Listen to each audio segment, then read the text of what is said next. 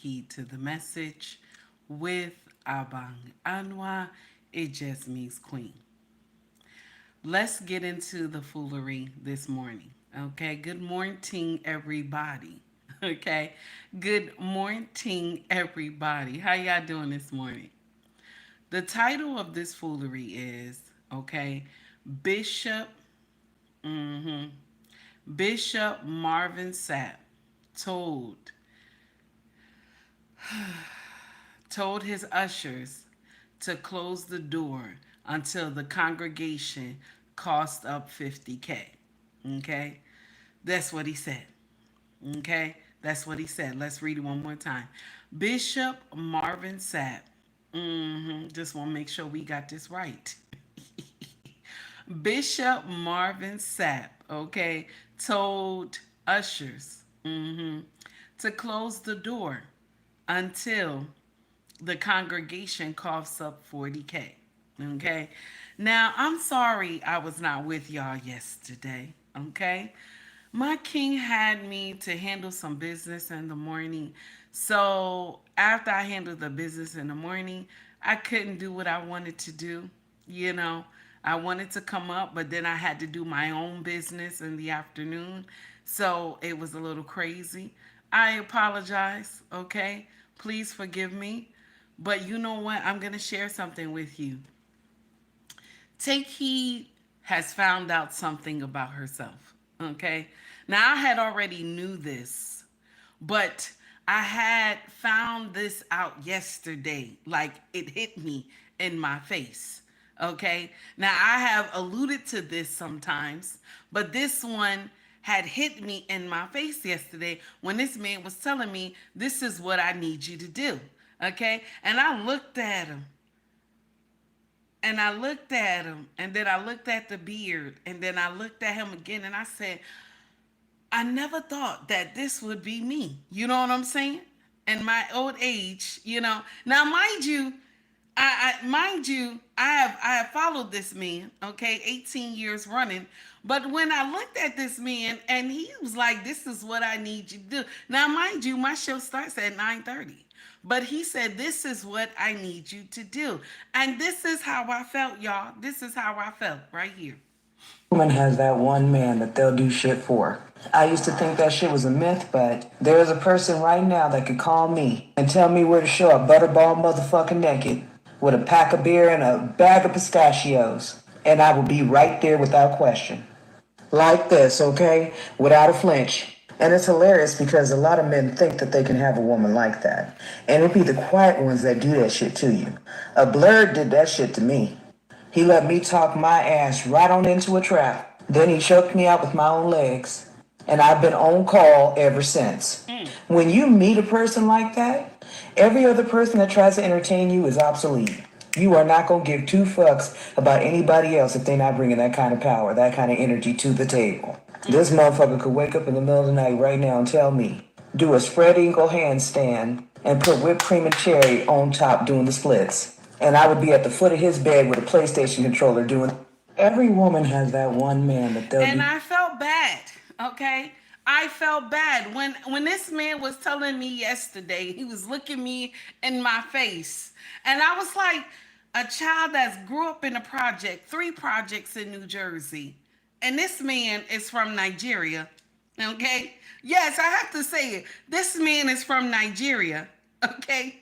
He's born and raised Nigeria, okay? Now he's been out of the country for years, okay? But this man got me like this. And I said, wait a minute. Woman has that one man that they'll do shit for. I used to think that shit was a myth, but there is a person right now that could call me and tell me where to show up butterball motherfucking naked with a pack of beer and a bag of pistachios. And I will be right there without question. Like this, okay? Without a flinch. And it's hilarious because a lot of men think that they can have a woman like that. And it'll be the quiet ones that do that shit to you. A Blurred did that shit to me. He let me talk my ass right on into a trap. Then he choked me out with my own legs.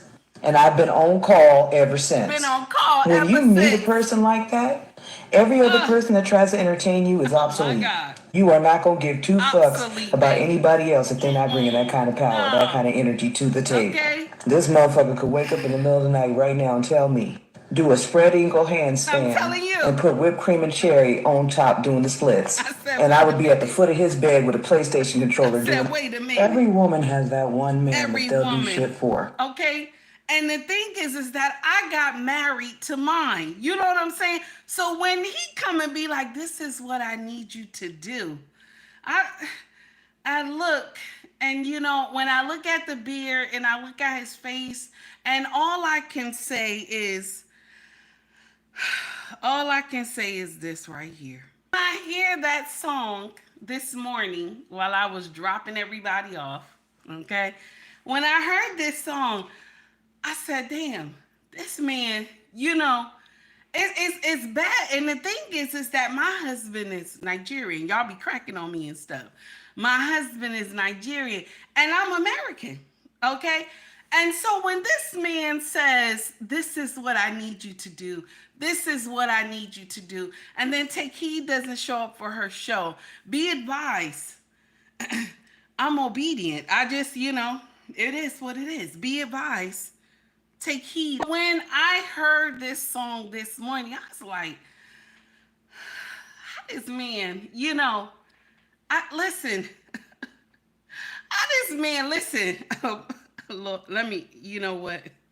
We're going to leave that right there. We're going to leave that right there. Okay? We're going to leave that right there. Okay? The thing that hurts me so, right? The thing that hurt me so is that the shit I used to do when I was young, right? I look at my future, I say, damn, what happened? What happened?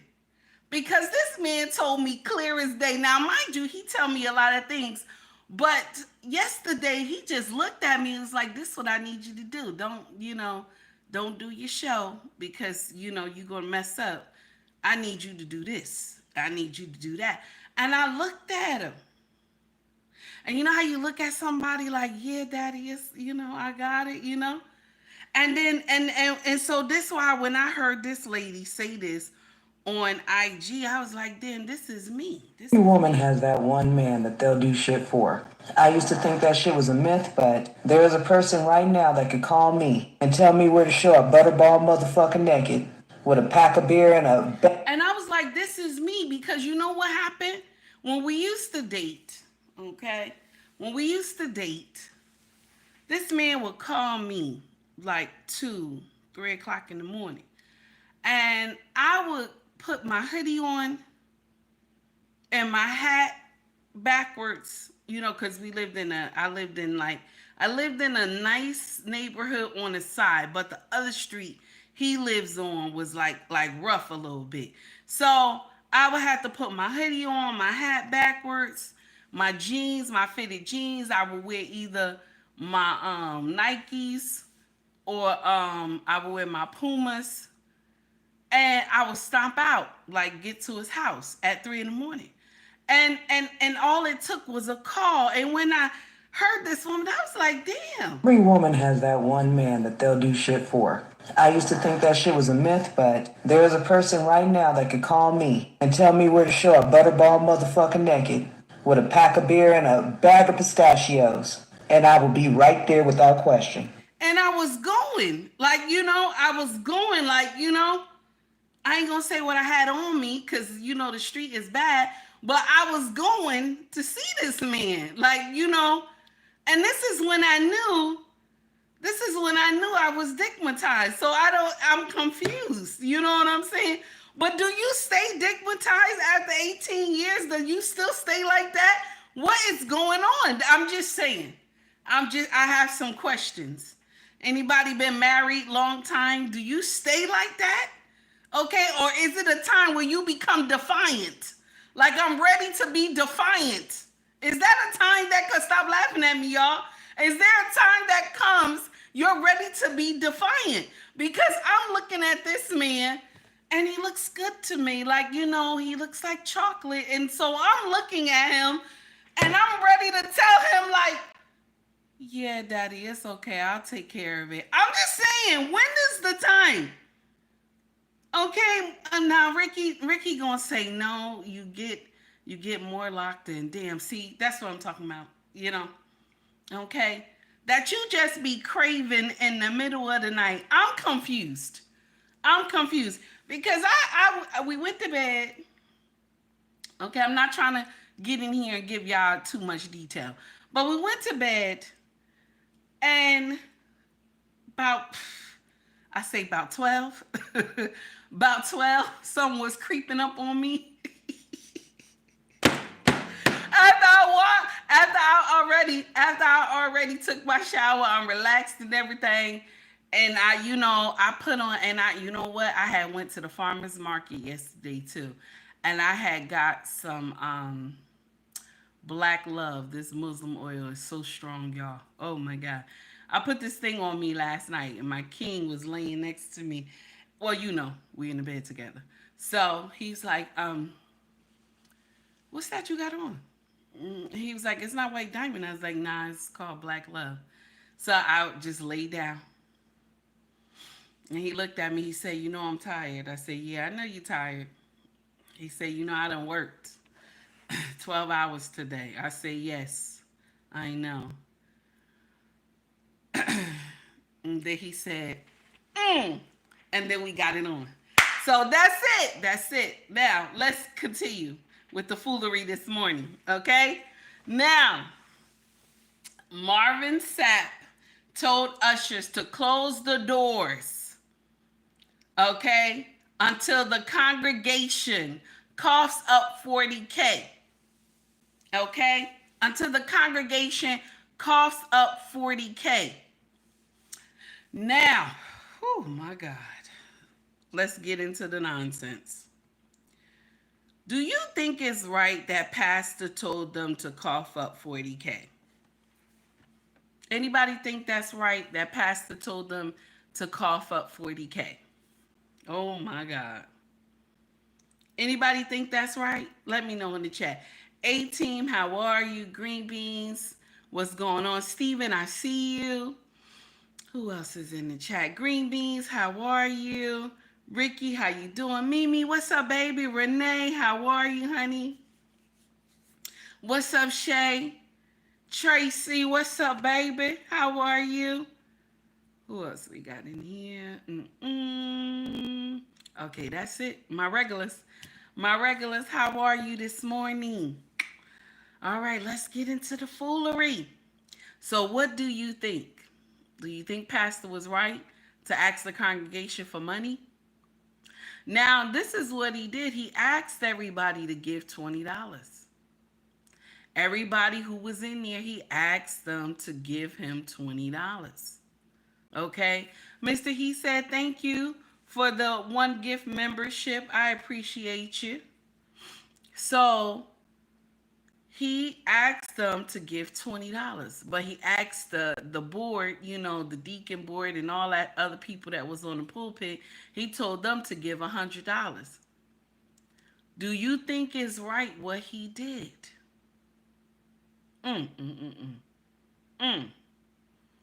Mr. He said and Mrs. She said, wonderful show last night.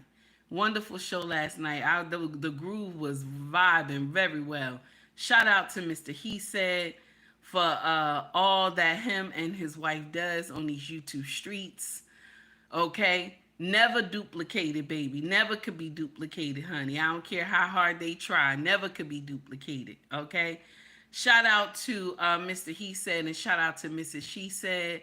Please, guys, make sure y'all tune into these both amazing content creators channel.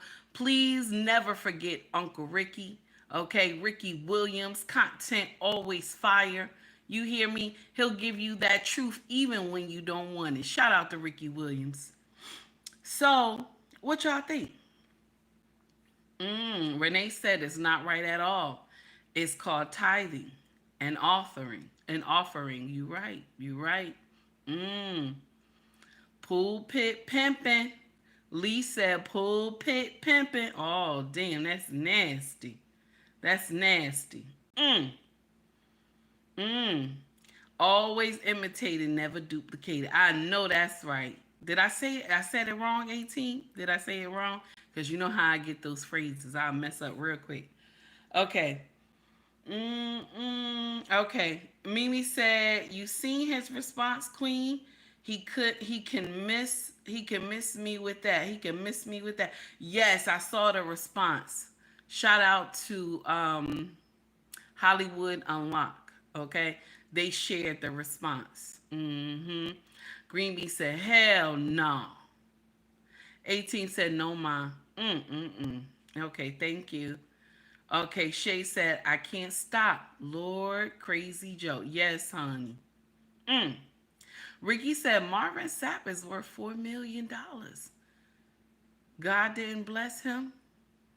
Mm. People did. Oh, that's nasty. Ricky, you got to stop telling the truth in here. You got to stop telling the truth in here, sir. Oh, my God. You know what always irked my nerves sometimes is that when people live good, they don't know how hard it is when the average Joe only have $20 in their pocket. You know what I'm saying? Like you ever went to church, you only got $10 in your pocket. You understand? Mm-hmm. You only got $10 in your pocket. And so now you got pastor up there talking about I need $100 from everybody, and you only got $10, and the $10 is just enough to put some money, some gas in your tank in the car. You know what I'm saying? You only got $10, just enough for that. And the thing that hurts so much is that they believe that everybody got this money every Sunday. You know what I'm saying? Like, look at Take Heed channel. Some days I don't get nothing. Like when people donate, some days I don't get nothing. But you don't hear Take Heed. I'm bashing people. Oh, that's all you could give. That's all you could give. Anybody who ever donates to my channel, I don't care if it's $1. I don't care if it's $2. I always say thank you. But we talking about church, how they get in here, and this is bullying. I don't care what nobody say. This look like bullying to me. Okay, Lost, how are you? Long time no see. Guys, please make sure you tune in to Lost in Translation podcast. Brother content is always fire, educational, and also godly, honey. How are you? So that's the thing. This looked like bullying to me. Cause why would you tell the ushers to close the doors? What are we doing? It's the end of service. He was like, I ain't gonna do nothing but go eat. It's the end of service. Hey King, what's going on, baby? It's the end of service. And so what we supposed to do? Sometimes people only got $20, $10, $5. They're going to church because this is what we were taught. The healing is in the church. This is what we were taught. So people are going to church. Some of them are broken and they're trying to get healed. And you trying to tell them, oh no, I need 100. I need everybody to give $100. Y'all remember when what's the name husband went up there and told everybody they got to give $2,100? Can you imagine? He said he needs $2,100 from all the members in the church.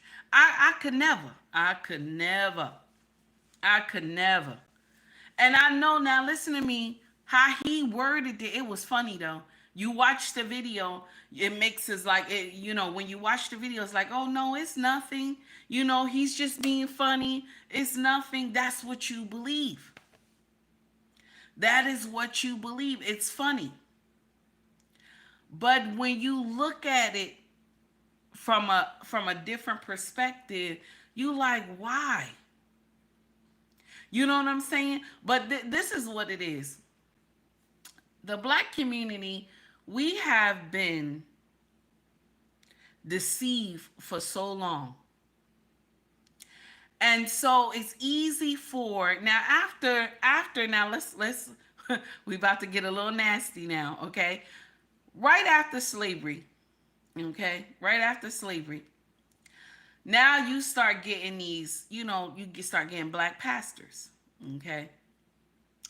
And you see the black pastors started seeing that they if they get in here and they start preaching to them a certain type of way, and back in that time the pastor would be screaming, you know what I'm saying, screaming and hollering and hooping, and everybody start jumping up and this and that. So they give every little bit that they got to the pastor, and the pastor started realizing, if I put on a show, yeah, I said it, y'all, if I put on a show, they gonna pay me. So now pastor got the understanding that I can put on this show and I'm gonna get paid for it. Okay? And so now as the years went on, people begin to wake up, especially when the baby mama pandemic came in the black community. The baby mama pandemic came in the black community. So now you see only black women in the church. So instead of pastor preaching that you ain't supposed to be no baby mama, right? He in there preaching love and abundance. Okay? See, if pastor really preaching a word, it wouldn't just be love and abundance. It wouldn't just be that. That he would be preaching about there should be no women on the pulpit. He'll be preaching about you ain't supposed to be no baby mama. There's not supposed to be no baby daddies. He would be preaching that. See, because when you go to church, yes, you supposed to feel good as well, but you supposed to also get a conviction. You understand?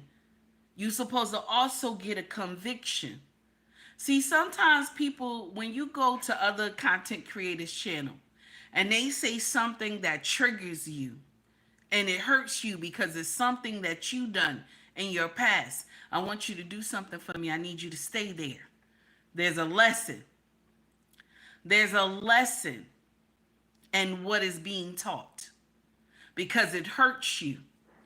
See, this is a means for growth. I want you to understand that. Take heed sometimes, go to people's channels. Some amazing content creators that I have seen on YouTube. And there's times where their content hit me in my chest. And you know what I do? Take heed, sit right there. I watch from the clouds. I sit right there and listen. Because there's a lesson being taught.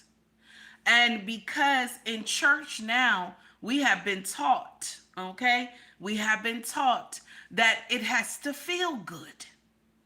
You understand? Oh, you can't get up there. If pastor gave a lesson, okay? You couldn't get up there and say, church was amazing today. No, only if pastor get up there and preach love and abundance. Manifest. You know what I'm saying? Pastor say, manifest your business. Manifest the money coming into your household. Then we excited. We excited about that. But if pastor get in there and say, now you ain't supposed to be sleeping with Mr. John. You ain't supposed to be sleeping with Tyreek. You ain't supposed to be sleeping with Tyrone. Okay? If pastor get in here and start preaching the word of God, y'all all would be sick. All y'all women in here too. Y'all ones who hold the Bible to your chest like this. And then every time you talk to your husband, it's always scripture. If pastor really got in here and preached that word, even the sisters who hold that Bible to your chest like this and speak scripture to your husband, you will be convicted too, because that's not what the word tells you to do. That's not what the word tells you to do when you have a husband that is a non-believer. That's not what the word tell you. Okay? So a pastor was really preaching like he was supposed to. A lot of y'all women couldn't sit in those seats. Y'all be terrified to go to church on Sunday. You wouldn't come back and be like, oh, church was amazing, this and that. You would not. You would not. See, nobody can tell me that every time Yahweh, his word, no one can tell me that his word is sweet all the time. If you say Yahweh word is sweet all the time, I want to know what church you going to. I want to know what church you going to. Because his word is not meant to be sweet all the time. It is not. His word is like a two-edged sword. It hits the person who's giving it and the person that is receiving it. And that's what we miss in the black community. That's what we missing. The correction is not there. So when you hear, like a couple weeks ago, you heard a pastor tell a man who came, okay? A man who came to the church. Hello, Anika, how are you, baby? A man who came to the church a couple weeks ago. Y'all remember, we talked about it. And the man he wore drag to the church, okay? And the pastor told him, I have no problem with you coming to the church because we all here for healing. But when you come to the church, you ain't supposed to be dressed like no woman. You supposed to dress like a man, okay? That's what the pastor said. Okay? That's what the pastor said. So everybody on social media went crazy. They went in an uproar and said, oh no, God said, come as you are. Because sometimes we take scripture out of context. You know what I'm saying? Sometimes we take scripture out of context. So the woman, everybody was saying, no, God said, come as you are. My thing is that you yourself supposed to know that this is not how you supposed to go to church.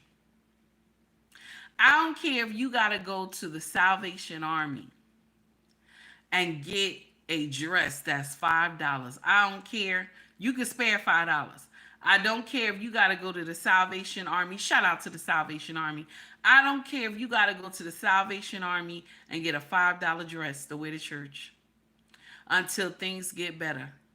But you should not be wearing hoochie mama mini skirt that we can see your cookie hanging out and your shirt with your breast hanging out.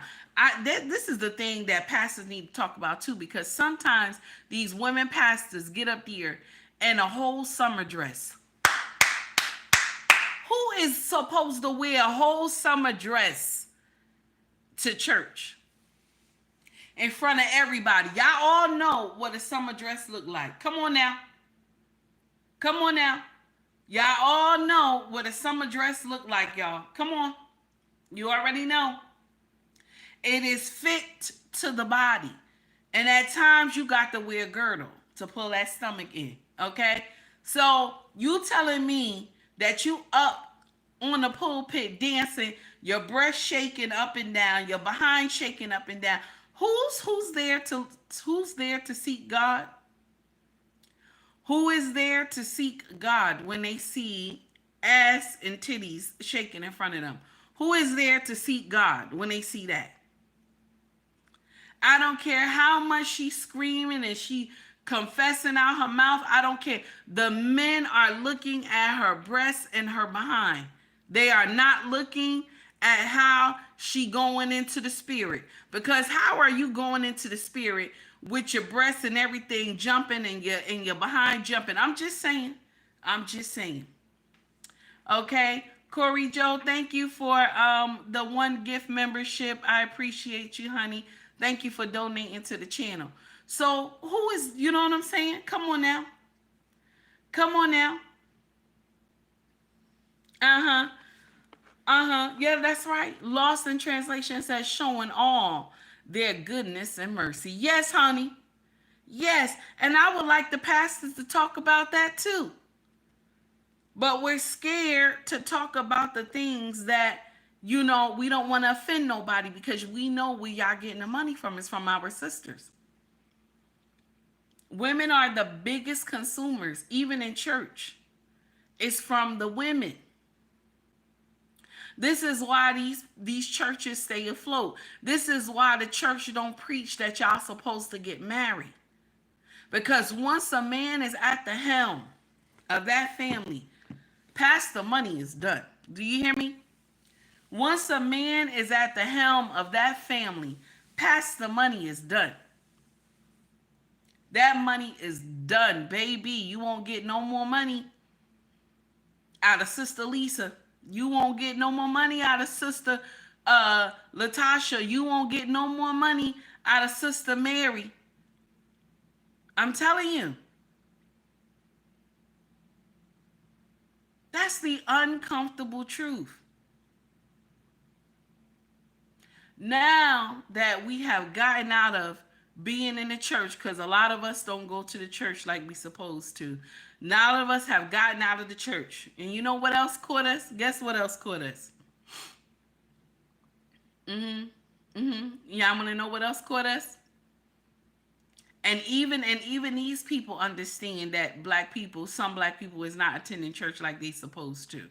So now we got these internet pulpit pastors.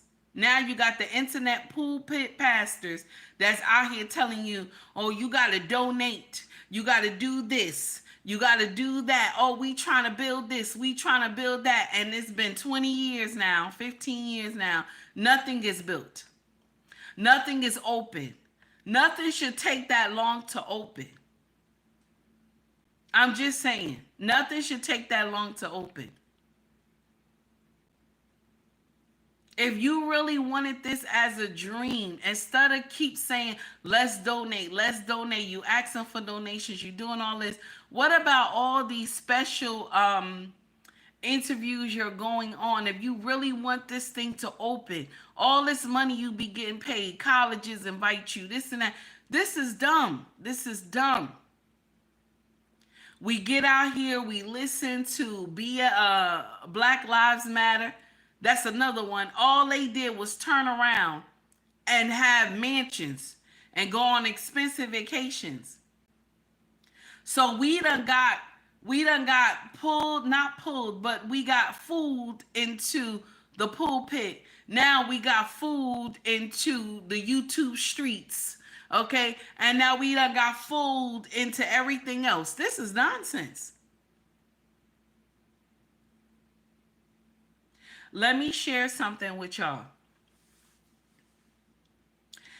If on my channel, this is the gospel truth.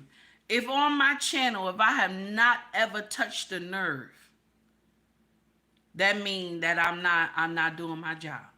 If you have come to my channel, I have never hit that nerve, that means you got to stop watching me. Do you hear me? If I have never hit that nerve, like you said, wait a minute.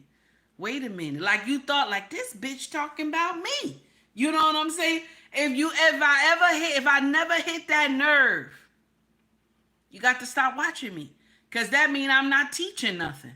You know what I'm saying? My sisters, I want you to understand that. If I have never hit that nerve, like something I said that you said, wait a minute. You know what I'm saying? Stop watching me. But if I have hit the nerve and it hurt a little bit, continue. There's a lesson there. There are content creators that I watch because they hit me in my chest. So I sit and I watch them. And I may watch from the clouds and stuff like that. But they hit me. Never be under a content creator that it doesn't hit you. Like every time you go, it's pure chaos. They all acting up, everybody. That's nothing. You're not learning anything. Okay? Just want to let you know. There are times I have been on Ricky Williams' show, and he has said some shit that hit me. There is times that I've been on Mr. He Says show. He has said some shit that hit me. And sometimes I've been on Mr. She Says show. There's some shit that hit me. There's times I've been on Red Lipstick Vibe. There's some shit that hit me. There's times when I heard Lost in Translation podcast. There's some shit that hit me. There's some times when I've been on Miss O podcast, and there's some stuff she said that shit had hit me. There's sometimes I listen to Crimson Cure, and she said something that shit had hit me too. Shout out to Crimson Cure. There are many content creators that they say stuff and that shit hits you in your chest. And when it does, sit right there. There's a lesson there. There's a lesson. Don't move. Angry Man 2. That's right. Angry Man 2. Shout out to Angry Man. There is some stuff that hit me and you got to stay there. There's a lesson. Stay there. There's something that needs to be taught because we've been coddled for so long that everything we listen to, oh no, this got to make me feel good. You You're cheating on your husband, so you go to a podcast where they condone cheating. Okay, you're cheating on your wife, so they go to a podcast that condone cheating on your wife. Okay, you scamming your boyfriend, so you go to a podcast that condone you scamming your boyfriend and using spells on him and shit. So you go to there. You know what I'm saying? But when you get to a podcast that tell you you ain't supposed to be giving your husband pussy away, if you go to a podcast that tell you that, you say right there, you're learning something. Okay? If the podcast get in here and say, don't be having community dick, okay? Stay right there. That's the podcast that's ready to teach you. Okay? If the podcast get in here and say, don't be putting no spells on your boyfriend because you don't know the outcome. You know what I'm saying? You don't know if the outcome might lead to you being 6 feet under. Okay? Y'all need to hear stuff like that. Because y'all believe these love potions is something. And you gotta remember, y'all dealing with stuff that is ancient. Okay? You're dealing with stuff that is rooted in ancient sorcery. Okay? That is way, way, way before we was even thought about. And so this is what y'all dealing with. And you don't know how this thing turn around and come back. The other thing too is that you don't know who's praying for this man. You understand? Yahweh is still answering prayers of the dead. Ain't that nasty? That's nasty. Do you hear me? Yahweh is still, yes, baby, yes, I'm Miss Cleo. Thank you. She was beautiful. Now, Yahweh is still answering the prayers of the dead. That's a problem. Hey, Star, what's up, baby? That's a problem. Do you hear what I'm saying? That is a big problem. Because he's still answering prayers of the dead. You don't know if the great-grandmama, the great-granddaddy together is praying for the family bloodline. This is something right here. This is something. Do you hear me? This is a problem. He's still, I'm getting them goosebumps. He's still praying. He's still listening to the prayers of the dead. The great-grandma, the great-grandfather, praying over the bloodline. And then here you go with your sassy self, think you're going to do something to somebody's son. And then you go and put something on them. And that thing turn around and backfire on you. You start walking around here like you crazy. Because you trying to come for someone and their bloodline, the great-great-great-great-great-great-grandfather is in the closet on the floor praying for his bloodline, and you don't know what kind of prayer the great-great-great-great-granddaddy had prayed in that closet. You don't know what kind of prayer he prayed. And so now it backfire on you. You acting crazy because you tried to put something on this boy. Let me share something with you.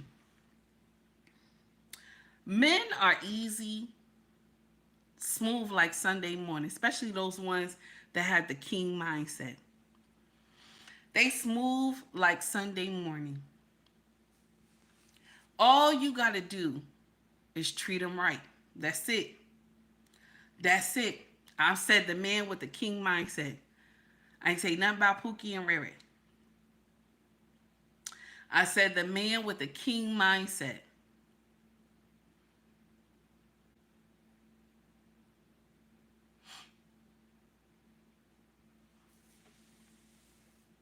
All you got to do is treat them right and be kind. Just like how you kind at work to your coworkers, be kind to your husband. Be kind. Tell him have a wonderful day. Tell him at times God sees you. God sees you. Tell him I know what you're going through, but it's going to be all right. It's going to be all right. Speak over your husband. Allow him to speak over you. Sometimes get under your husband. Say, I need you to pray for me. I do it a lot to my king. He'll be in the midst of doing something. I tell him, I need you to pray for me. He said, come here, child. Come here. And we start praying. The other day he said, come here. I want you to pray for me. And we started hugging each other, started praying. We are one. Y'all got to understand that we are one. Your husband is not your enemy. He's not your enemy. You are not his enemy. This is not a do or die affair. Do you hear me? Understand that. Now, let's get into the foolery, okay? Because I done said my piece, okay? Let's get into the foolery. So they up here talking about pastor, okay? Pastor acting a fool, okay? And a lot of people got a lot of stuff to say about it. And Envy Online, shout out to this brother. I follow his content, amazing content. Y'all please like and subscribe to this brother channel, Envy Online, okay? And I want y'all to hear his dissection of what Bishop Marvin Sapp had done, okay? And I tell you right now, this brother got a hands on, honey. He dropped the bomb on this baby. You hear me? Let's get into the foolery. I want y'all to hear it. It's probably be a commercial first. Let me see. I saw it in the media where the video clip went viral of Marvin Sapp in a church telling the ushers to shut the door while they take up a special collection offering of the 1,000 members in their mega church. 1,000 members. Because he was trying to raise, I think, around $20,000 or $40,000 in one Sunday.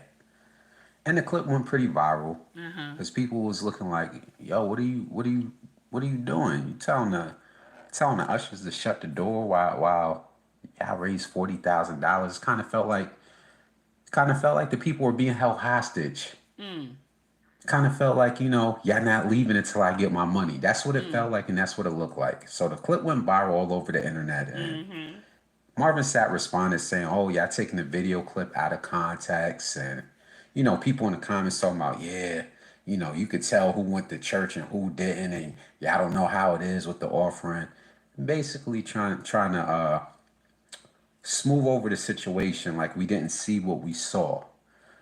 But a lot of people in church will tell you, "Oh no, that's not the way it really is. He was just, he was up there. That's how he do. It's nothing serious." But why don't we think that's serious though? Because the pastor laugh about it. They make a joke and tell you, "Well, you're only going out to eat anyway after the church." So it's funny. But the thing is it right? Okay? Yeah, it's funny. Pastor get in here. Some people, even content creators, get up here and tell you, "You ain't, look at some content creators." I heard one say somebody gave him $2. He said, $2? That's all you got? That's all you got? You want to just give me $2? That's all you got? And I looked, I say, so you don't know that this is somebody hard-earned money, and they decided to give you $2 of their money, and they didn't have to give you this money? And you gonna get up there and say, "That's all you got is $2? Oh, you's a brokey." I said, wait a minute. You know what I'm saying? Who does that? Like somebody giving you their hard-earned money and you gonna call them a brokey. And that could be all that they had at the time, and they want to give it to you because they like your content. I said, I'll be damned. What kind of nonsense? So let's continue. Here we go.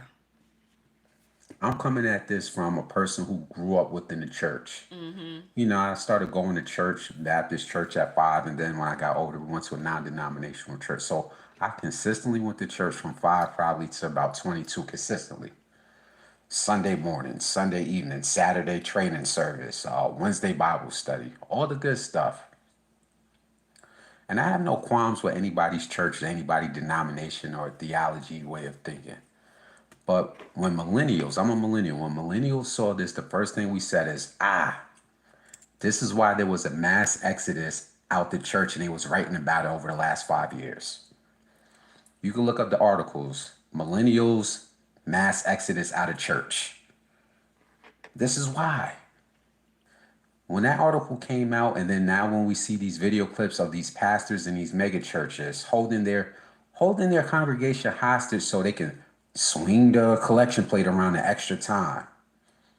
Talking about, it was for a convention. to our communities. Let me ask you something. I want to think out loud. Do we need another $40,000 raised to host a convention with all the problems we're dealing with? Unemployment, lack of education, lack of jobs. We really need another convention where you raise $40,000? Again, this is why there was a max exodus for millennials and older millennials who left the church. It had, I would say, it had less to do with theology. It had less to do with what the preacher was preaching. That was a part of it, because certain millennials felt that the church wasn't being progressive enough, and I get it. But one of the main reasons was stuff like that. We're seeing all these churches taking this type of money from our communities, but we're not seeing a proper output in our communities. Church isn't feeling like a community. It's feeling like a messy place where we're dropping money in and going home on a Sunday. Now, he ain't lying, because the church is messy, but they have always been. And they love gossiping all the time, even in the church. Also, another thing, too. All the years, say this, sometimes this even happened. You can put, say consistently, you put in tithes and offering consistently for 1 year. Let's just say that, right? And the only why I'm saying this is because Star put it in here. Most of these churches won't help you if you need it. Because you could be going to the church for 1 year, and then all of a sudden you fell on hard times. Okay? And so now you go and ask, can I have money to pay my light bill or my mortgage and this and that? You know what they do? You got to go in front of a board. You got to fill out that paper. Go in front of the board. The board has to deem it's okay for them to pay for it. And they go by how many years you have attended and how much money you have put into the church. And that's not what it's supposed to be. If this woman or man is in trouble, the church is supposed to help. Or pastor could take it out of his money and help. That's how it's supposed to be. Now, another thing too. You have a lot of black churches who donate food at the end of the month to the congregation. That's good. That's a good thing. Okay? But when it comes to the mortgage, light, gas, water, most churches don't do that. You got to be affiliated with the church. You got to be there for a couple of years. And that's not right. But they justify it by saying, well, and that's how the pastor get away with it too, because the pastor will say, well, the board said no. Okay? The board said no. So as you being a member, you're sad about it, because you're like, I have put money into this church and now I'm in trouble and I can't get the help. And sometimes it don't even help if you've been at the church for 4 years. You've been always donating for 4 years. And then the 5th year, you might be going through something. The church might tell you, oh no, you got to be here 5 years for us to assist you. You got to be with our congregation for 5 years for us to assist you. Or sometimes they'll say, we can only assist you if you are like one of the mega donors. You donate like 20, 30,000 a year or something like that. That's the only way we can help you. Sometimes church will get in here and they'll tell you, you got to give them back the money. You know what I'm saying? You got to give them back the money. Mind you, you have been donating to the church all year. It's just like it's your money. You know what I'm saying? It's just like your money. It's like you're storing away something. But when it's time for you to come collect, that's just like Social Security and Social Security disability. When it's time for you to collect, you can't get it. You got to fight. And you can't fight the church. Only thing you can do is you can leave. You just stop going to the church. It's sad though. It's sad. Oh my God. Let's continue. Here we go. And again, you guys out there can miss me personally with the, oh, well, that's not what church is really about. Again, I grew up in the church. Respect to everybody's religion, wherever church you go to. But there's 100,000, probably hundreds of thousands of stories out there like this. This True. ain't the only one. Marvin That's Sapp true. ain't the only one. And He for him not. to try to downplay it, saying, "Oh, the video clip was taken out of context, and we was trying to raise money for a certain convention." And look, this is why there's a stain on church because of things like that. True. Just thinking out loud. You guys tell me if I'm wrong.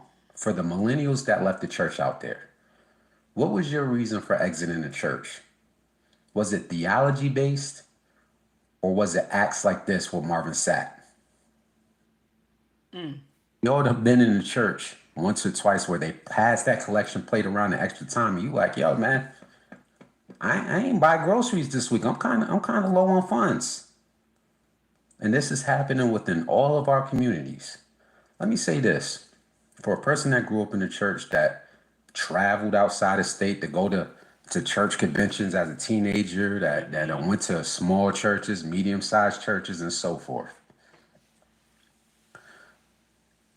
I think if the finances was handled correctly in most cases, and I know there's gonna be somebody in the comments saying, not my church, we do right by our people. We pay somebody's rent. I'm gonna get to y'all in a second. We paid somebody's mortgage. We helped somebody out. Because I'm gonna do the math in a second for all the people who think like that. We wouldn't have a problem seeing things like this, even from the medium-sized churches. It's not all about mega churches. I'm even talking about the churches that got like 100 or 200 members. Because even those churches make money. Those churches sometimes is clearing $100,000, $200,000 a year. Let me frame it like this.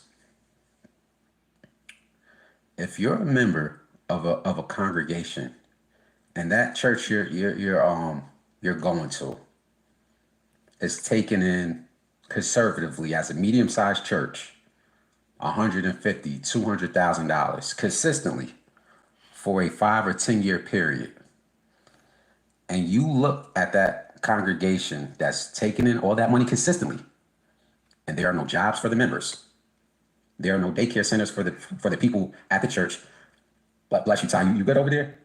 Yo, my engineer is over there. Maybe me talking about Marvin Sapp is giving him a chokesman. My bad. I'm gonna get off this topic in a minute because I don't want you to take out my engineer. He's very important. But back to the point. For the churches out there that's bringing in that type of money consistently for a long period of time, conservatively like $150,000, $200,000, and you look at that congregation, there's no jobs being outputted for the members in the community. There's no apartments for when you fall in hard times. That's a problem. And I'm saying that for the medium-sized churches. I expect that for the mega churches. That should be no question. Now let me touch on the people that are saying, "Oh, well, we paid somebody's mortgage." Let's do the math real quick. Let's say family A, the Johnson family, has been going to this church for 5 years. Let's pull up our calculators. We got our calculators at 0. So family A, the Johnson family, has been going to said church, and they give approximately $40 every Sunday as a family, the mother and father. Okay. Or 50. Let's make it even 50. Times that by 4 for the month. That's $200 a month. Times that by 12. So conservatively, that family will donate $2,400 to that church a year. Now imagine if they consistently did that for 3 to 5 years. Times by 5. That family has conservatively put $12,000 in the collection basket. So let's say the Johnson family, who has put $12,000 in the collection basket, falls on hard times. The father or mother loses the job and gets laid off, and now they're a month or two behind on rent. Okay. And the church says, "Yo, we're going to help you out. We're going to cut you a check for $5,000. Remember, they gave $12,000 in the collection plate. So now the church is doing a good deed and conservatively wrote a check for $5,000 to help the Johnson family out. With the context that I just laid, did the church really help the Johnson family out? Or is the Johnson family getting some of the money back that they put into that building? And then the 5,000, they got to pay back to the church. They got to pay it back. Once everything get better, they got to pay it back. So it's not like, oh no, this is 5,000 just for you, and it's a forgiveness thing, like I guess, a forgiveness loan or something like that. Nah, you just got it, you know what I'm saying? And it's good. No, Pastor, you got to write that out. Pastor want that money back. So you got to give the money back. Most of the time, this is not just a blessing. Oh no, we coming to help the Johnson family. We're gonna get them $5,000. They done signed something that say once things get better, they gonna pay the church back the money. Okay, they don't just go outright and just give them that money when concerning bills, but probably food would be different. Probably food, they just, give it to you $200-300 to buy food with, which $200 or $300 can't really do much with buying food. That might be like 2.5 weeks, and then you good until next time. But let's continue. Hey Daniel, how are you, honey? Let's go.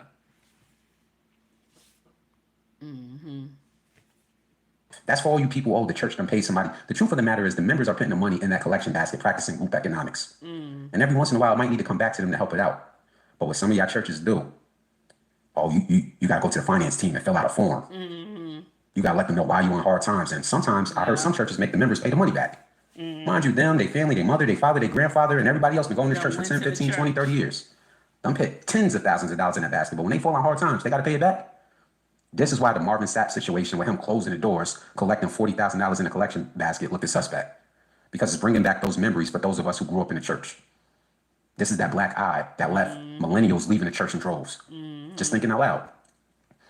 Like I said a few minutes ago, if I looked out to some of these churches that are collecting this type of money, $10,000 a Sunday, $20,000 a Sunday for those mega churches and medium-sized churches, if y'all could produce jobs or institutions, I think the numbers will go back up instantly.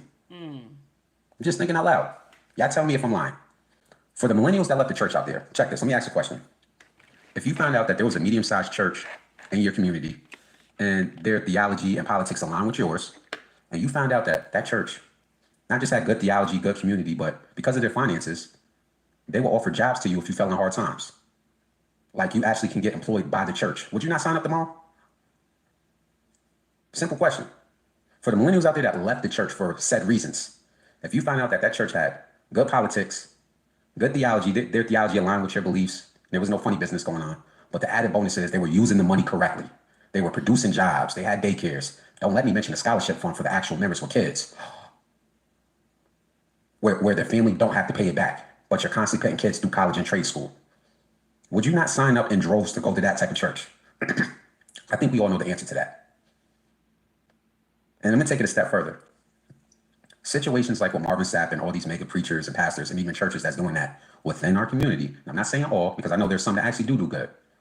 I'm not trashing the whole institution of churches, but for some of them that actually operate like this, where when you sign up, they tell you, yo, you can't become a full member until you submit your financial paperwork and they got to check your W-2s and you got to sign off on giving 10% and all that other goofy stuff. For the churches that operate like that, if they were you, I didn't even know they had churches that operated like that though. So I don't know if that's true. Okay, I don't know if that's true, but let's continue. to build institutions within our communities, I think not only would the numbers go up, but we wouldn't even, I wouldn't say complain, but we wouldn't kind of look at it in a negative light. I wouldn't. But like I said, I'm just thinking out loud. That's my take on the Marvin Sapp situation with him holding the church hostage. And I'm going to go here with it. And I think I kind of cut off my own point. For the churches out there doing that, it kind of gave rise to the scammers in our community outside the church. Facts. Y'all know some of them running around in that quote unquote conscious community. Facts. You know, people building schools for 15 years, collecting millions of dollars in donations. Yeah. Kind of sounds like the building fund, don't it? Yeah.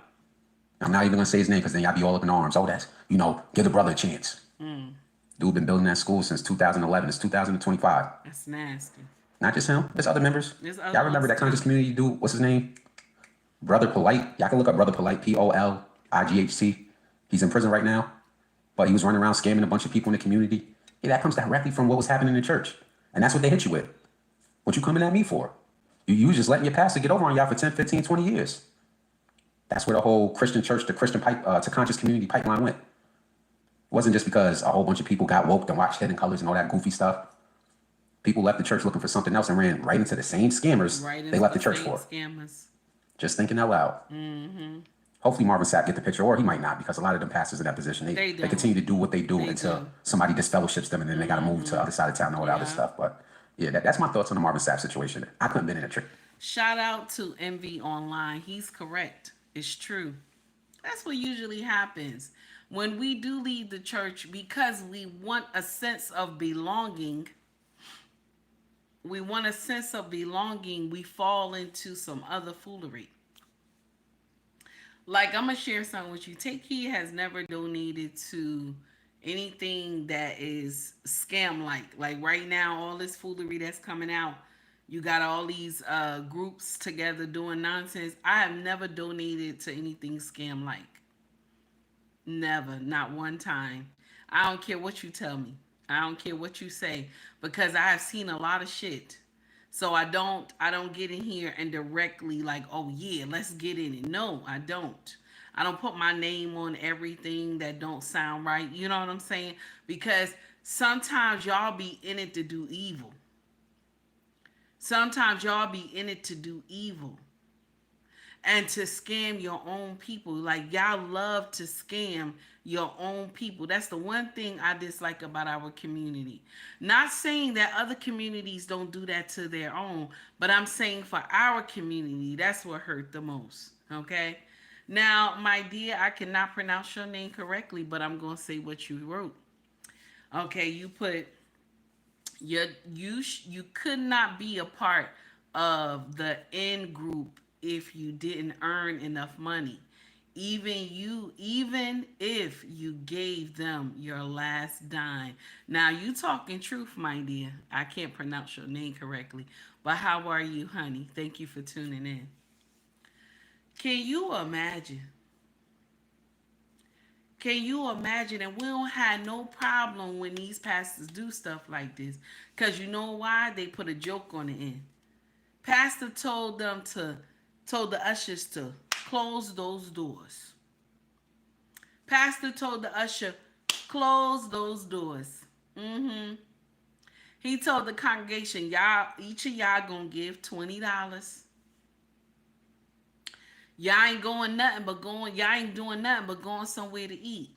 Now, what if the person in the church that's did that Sunday only had $15 in their pocket, and that money was to pay for gas in the car. And you know what he even said? He said, "Don't pass the collection plate. I want to see each one of y'all get up." So now that even makes it more embarrassing for the people who don't have any money.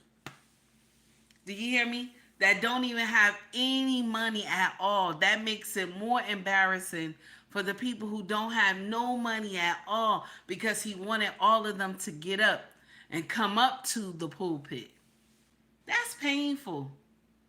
That is painful. Okay? That is painful.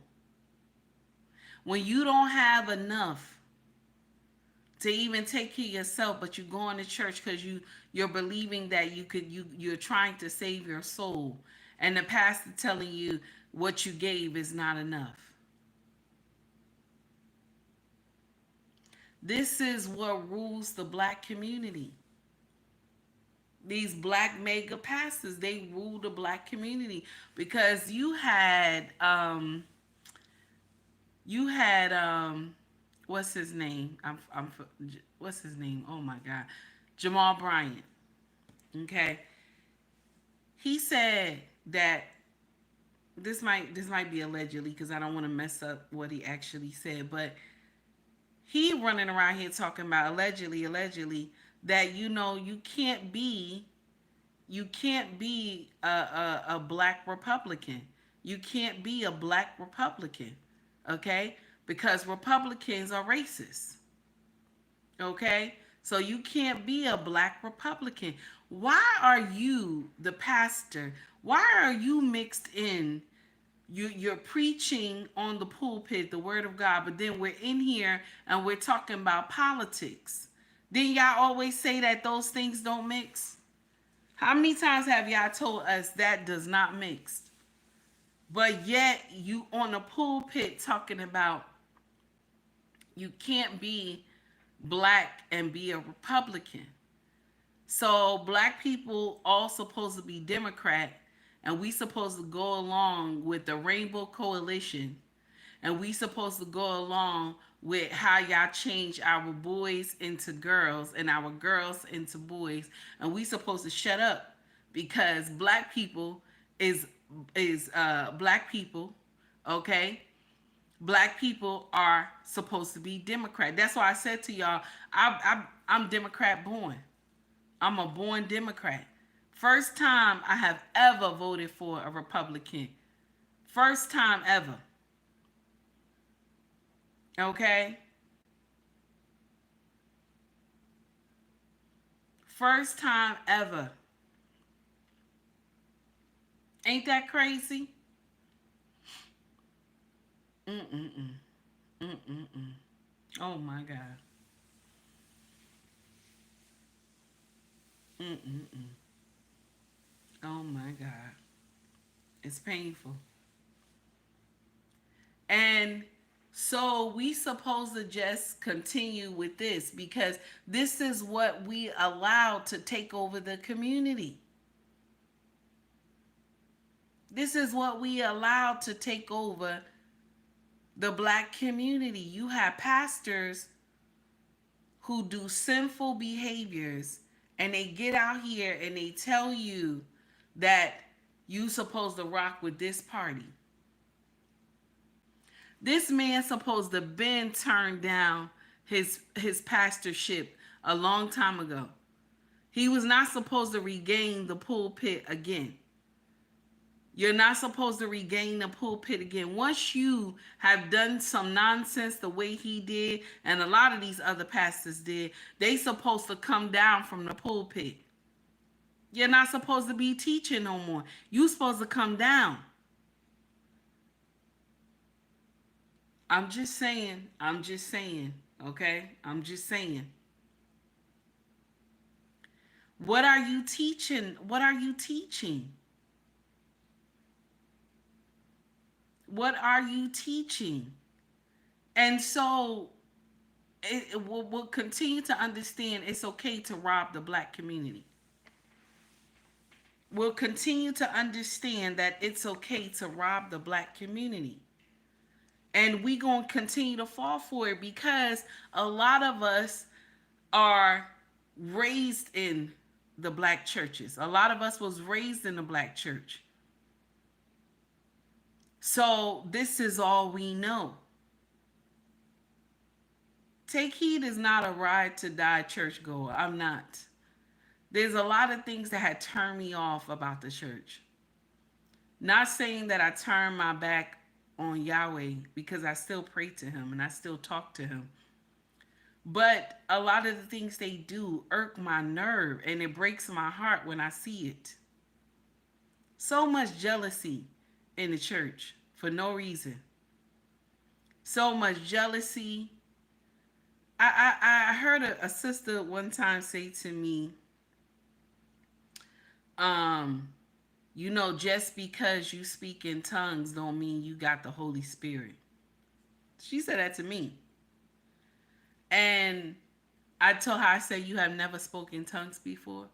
She said, I ain't never speaking it before, but just because you speaking in tongues, that don't mean you got the Holy Spirit. And I looked at her. I said, okay, sis. All right, sister. You have a good day. How I'm supposed to be arguing with somebody because you see me speaking in tongues, so you mad with me? You mad with me? Mind you, it's my time to talk to God. Okay? Like when I'm speaking in tongues, I'm speaking when I get to speaking in tongues and I'm talking to Yahweh, I know exactly what I'm saying to him. I know what I'm crying to him about. You know what I'm saying? And so when you get people like that, it discourages you.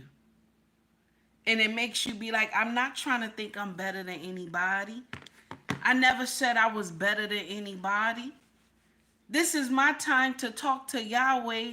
You know what I'm saying? Just like, how is everybody else praying? And then you take the time to say something to me.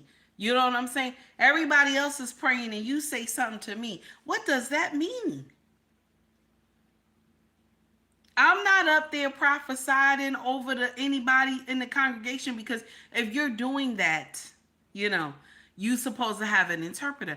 I'm not up there prophesying over nobody.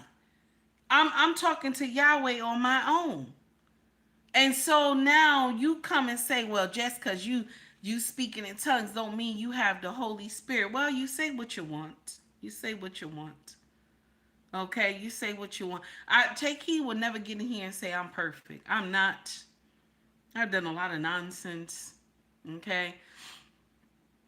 But when I call on his name, I feel shivers all over my body. When I call on his name and I go into prayer, I feel that he's there.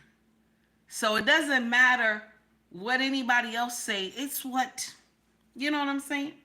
Mm-hmm. Thank you. Aunt your mama was beautiful, baby. I appreciate you.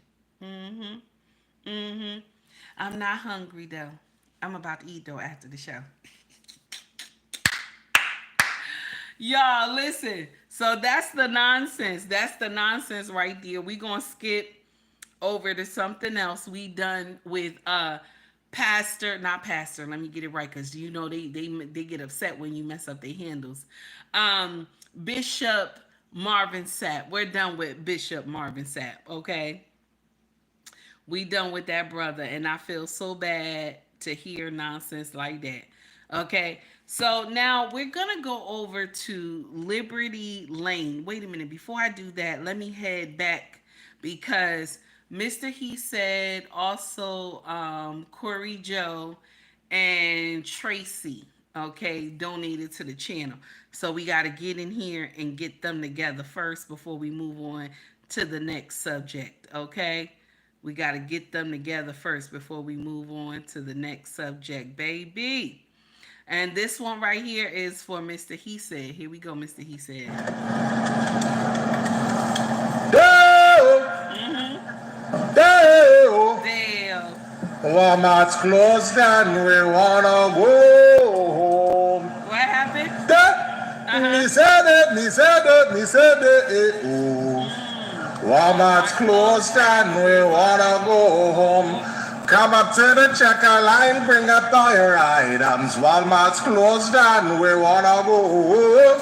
Come up to the checker lines, bring up all your items. Walmart's closed and we wanna go home. Shout out to Mr. He Said for donating one gift membership. I appreciate you, sir. And the next one is Corey Joe. I believe it was Corey Joe, right? Corey Joe. Okay. Now, let's get in here. Let's get Corey Joe together real quick. All right, here we go. Hold on, y'all. Hold on. Gotta get that PA. Shout out to AI for the culture. Now check this out. I finally got in touch with this brother that do the music. I finally got in touch with him. I said, brother, I play your content all the time on my channel. Okay. And he was like, sister, thank you. I was like, your content is amazing. Okay. Shout out to AI for the culture. Okay. Now, okay, last one is Tracy. Tracy, baby. Tracy, baby. Tracy. Okay. Tracy, baby. I appreciate you for the $9.99 super chat, honey. I appreciate you, baby. Okay. Got to give you this. He said, I can't give you no more than 2 now. I can't do nothing else. He said, I got paid, but I can't give you no more than 2. Now, y'all know Jasmine Crockett. This is the next subject we going to, y'all. Okay? Let's get it popping. This is the next subject we going to. Guys, please hit the like and subscribe button if you feel the content. Okay? Also, donate to the channel if you feel the content. So the next nonsense at hand, okay? Now, Mimi said, I'm tired of her ass. Now, Mimi, I understand. I'm tired too, okay? So the next subject is Jasmine Crockett, okay? And I think a lot of people who grew up hard, okay, we're tired of you doing this wankster stuff, okay? It's all right that you smart, baby. It's all right that you intelligent. We rather see that. We rather see that than this, than this sexy red shit. We rather see that. Okay? Forget what people told you when you were growing up. Oh no, you trying to act white. Forget that nonsense. We need you to act accordingly while you up there. Okay, now there's two ways to tell somebody off. Anybody know? There's two ways to tell somebody off without cursing them out. Okay? You can dog walk somebody without cursing them out. And that's all. We all right with the snapback and this and that you doing up there. But the cursing part is too much. You know what I'm saying? It's all right to get up there and dog walk somebody. If they being nasty, you can dog walk somebody with kindness, honey. That's what we want to see. Because what it is that they have put a persona, and that's that loudmouth black woman. They Governor Hot Wheels. That's not the thing. And I know some of y'all gonna get in here, well, Trump say all this and Trump say, he does, and we don't like it either, okay? We don't like it either. The stuff that he say be messed up sometimes, okay? But I want to inform you something. Did Governor, let's talk about it. Did the governor come out and say something about her eyelashes or the wig or the way she dressed? Did the governor say that? Did he say that? I didn't hear anything. Did he criticize her? I didn't hear nothing. I didn't hear him say nothing. But it's okay for her to criticize him. Now listen, I'm just sharing this with you. Now, if you said something about me, then yeah, I got the right to critique your ass about saying something about me. But he didn't say anything. He didn't say anything about your lashes or your wig or the way you dress. He didn't say none of that. Okay? So now it's okay to call him Governor Hot Wheels, even if you don't like him. You know what I'm saying? We can tell you don't like him. But why would you say that? And this is the thing. I'm surprised that nobody is up in arms about her saying that. Because this is a handicapped man. I'm surprised ain't nobody is up in arms. But you know, they said this is what Texas, they all say that about him. Okay? And it's funny to them. But you got all of us watching. We don't think that's funny. I didn't think it was funny. Some of the stuff that Trump say, I don't be thinking it's funny either. I'm like, wait a minute, he going too far. What happened? You know what I'm saying? Why he say that?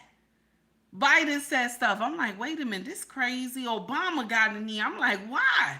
What is y'all doing? And y'all supposed to be, y'all supposed to be in dignified places. And y'all doing this, y'all doing this ghetto nonsense. Now, you can expect this from Trump. Let me share with you why I say you expect this from Trump. Because he's in that age where the time when he was growing up, people said whatever they wanted to say about people, and you took it with a grain of salt. Nowadays, you got to dance around people. Okay? You got to dance around people. You can't say too many things. You see a girl, she big, she obese. You can't get in there and call her obese. You see somebody who dressed up as a woman and it's a man, you can't say, oh, wait a minute, that's a man. You can't say stuff like that now, okay? But back in the day, you could say that. Oh, nah, wait a minute, bitch, now you're fat now. You too fat. You look at you. You know what I'm saying? Or somebody get in there and say, man, you too fat, man. You too fat. You getting too big. You going to mess up that car because you too big. You know what I'm saying? Or either you see the man walking around and just say, brother, why you got all that on? Ain't you a man? Why you got all... See, back in the day, you could talk stuff like that. And Trump is coming from that era. That's why he don't even know how to speak properly. You see how he do. See, back in the day, you could say whatever you wanted to say and nobody would say anything to you. Nobody would say, oh, that's hurtful. That's mean. Nobody would say that. Because back in the day, you could just say whatever you wanted to say and move on. Okay? And then anybody take it the way they wanted to take it. Let me share something with you. 70s and 80s babies, we went through the most shit. Parents didn't coddle you. Okay? Your parents said something mean to you. You couldn't go back to your parents and say, I need an apology. I need an apology because I'm offended at what you said. Back in the day, you couldn't do that. If your parents said mean things to you, you had to take it with a grain of salt. Like, okay, I'll take it with a grain of salt. But now, if you said, like right now, our children, if I say something mean to them, they'll come back and say, "Mom, I did," and they all talk proper. So they'll say to me, "Mom, I didn't appreciate the way you talked to me the other day, and I need a formal apology." And I look at them, and my king will look at me, and I tell them, because I understand that as a parent, you have to apologize.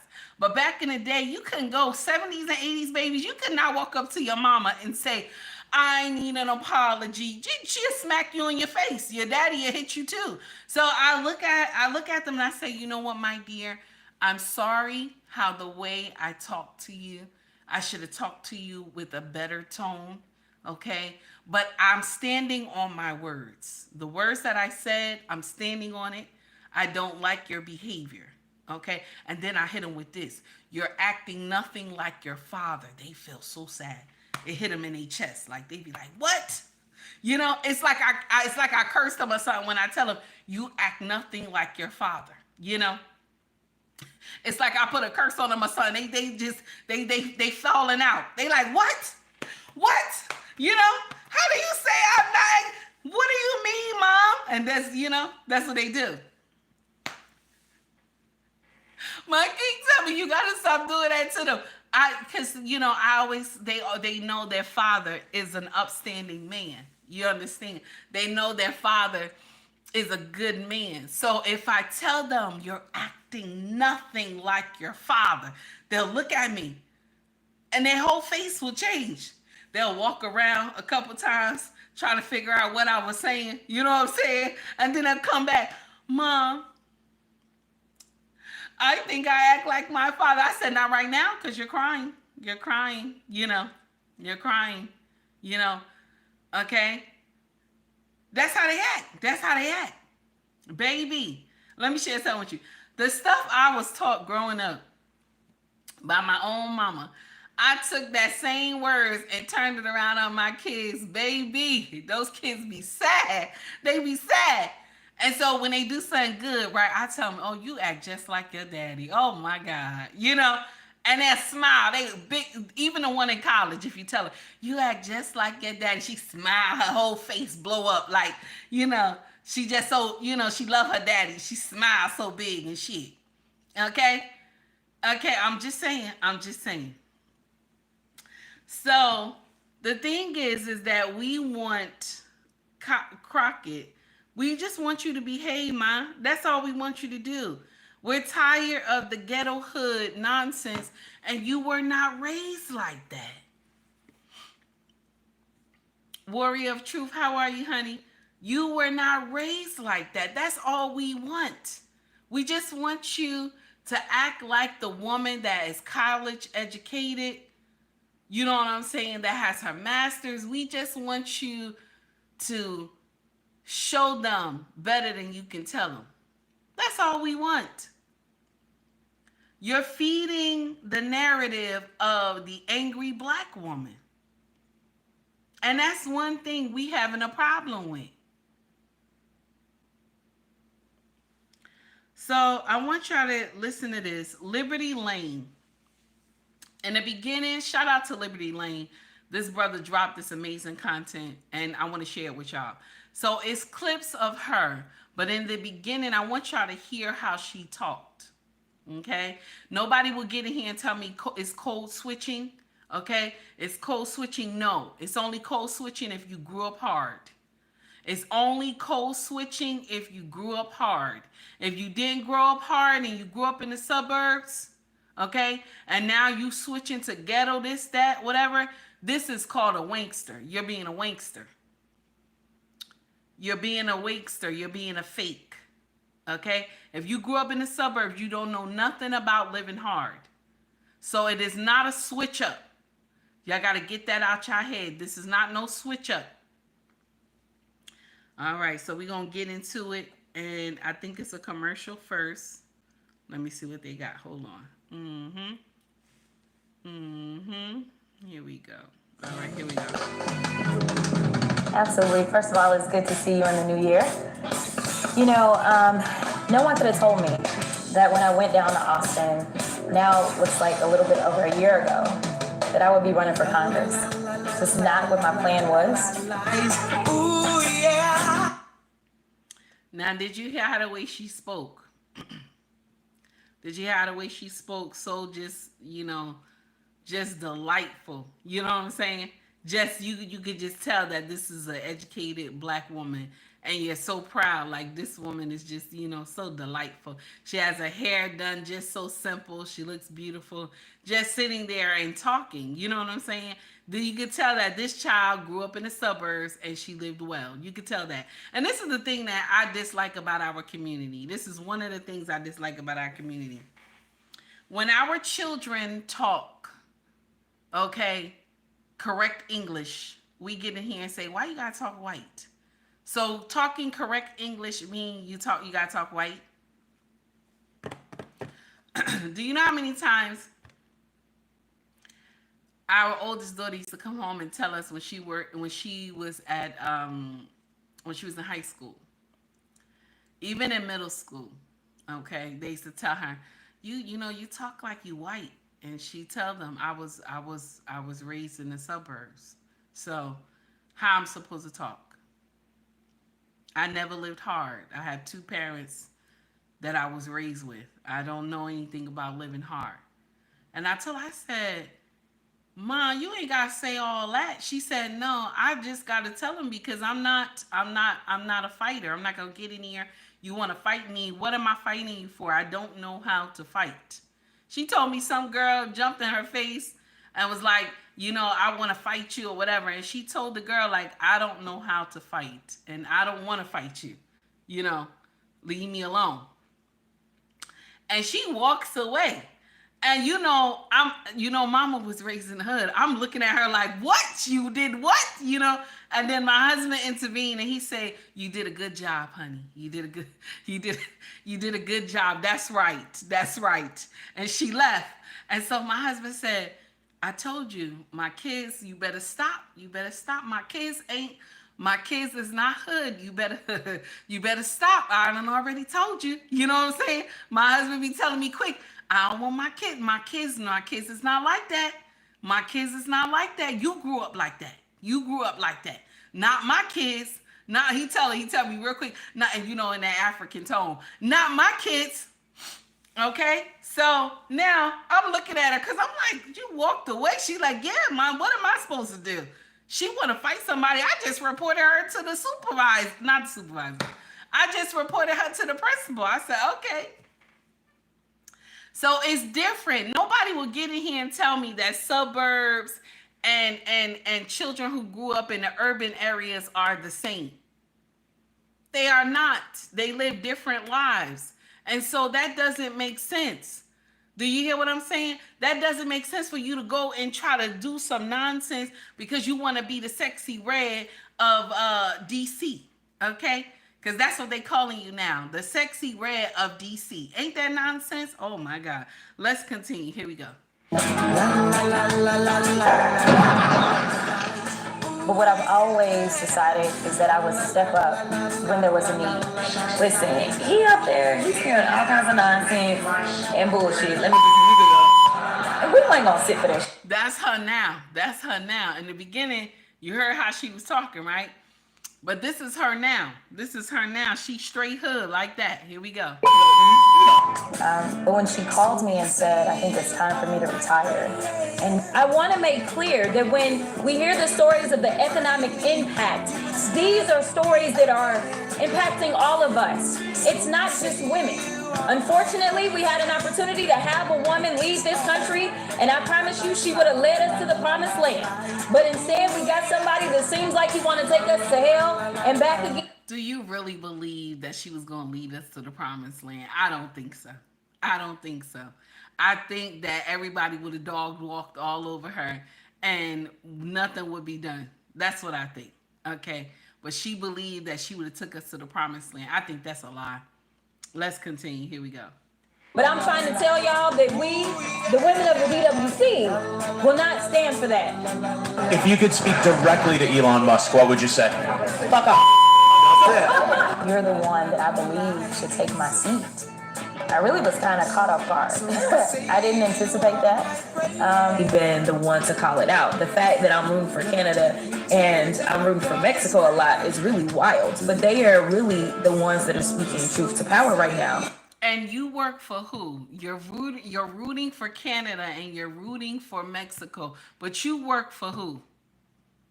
Who do you work for? The American people. So we supposed to get dog walked by Canada and we supposed to get dog walked by Mexico. It's okay by you. It's okay by you though. Let's continue. Can see what it is, and they were like, we are not messing with this crazy regime from Mar-a-Lago, and basically calling them thugs. That's what it is. But I'm like, y'all knew who he was when y'all elected him, so don't act surprised. If anyone knows anything about the congresswoman, they know we showed her, and if he had some sense, then maybe we would have been about that life. But y'all know he ain't got no sense, so please give some love. This took a little bit of coordinating to do for sure. We got some cool shirts. You know, the congressional seat is over 4 times as large as my House seat.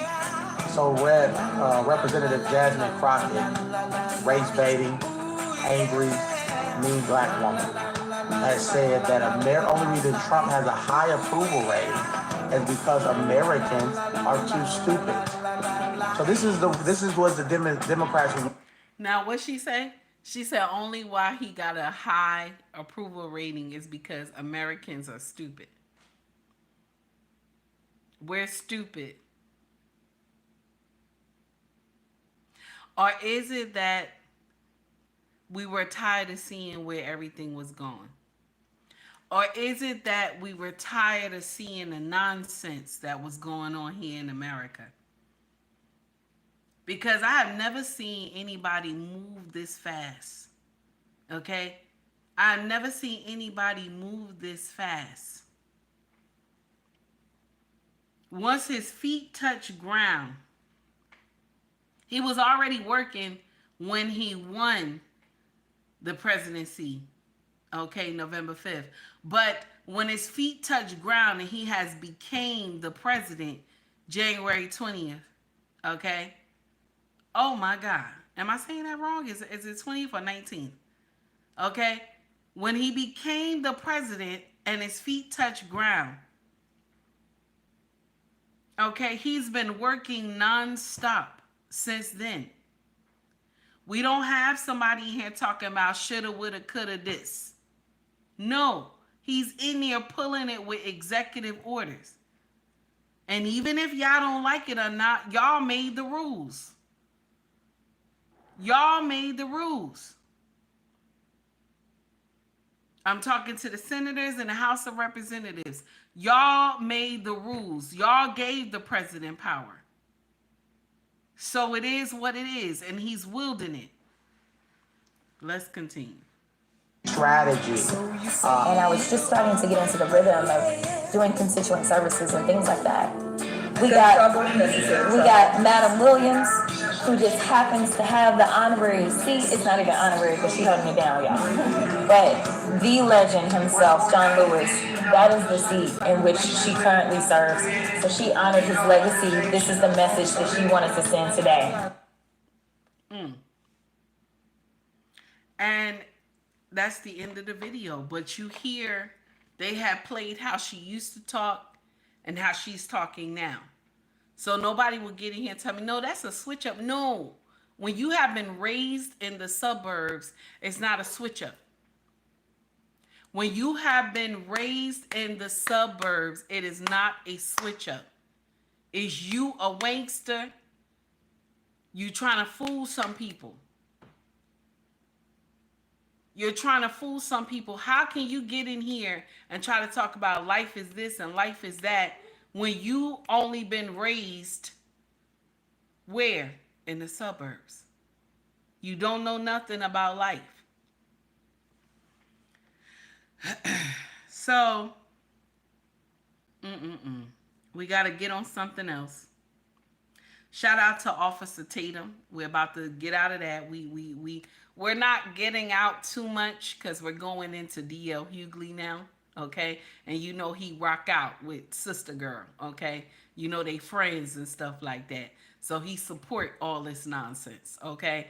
So we're gonna rock out with Officer Tatum real quick, and I gotta go snatch the dog because he sound like he crying outside. So I'll be right back. But we're gonna go into Officer Tatum. Let's get in here first. Yeah, I know he gonna have a commercial first, okay? But Officer Tatum dissected this foolery, and DL Hugley got some stuff to say to black people who believe that they are a Republican. Okay, he got some choice words. Okay, here we go. Don's appearance with Bill Maher, and he said, "I'm a proud husband, father of 3, combat veteran, West Point graduate, Ivy League triple degree holder, and a U.S. congressman. You know how I achieved that, Don? By being a serious, rational person." That resume among his people, among other people, would be DI. They would say he wasn't worthy of it. First of all, according to D.L. Hugley's argument, every single black person should be a Democrat. And I think that's utterly ridiculous.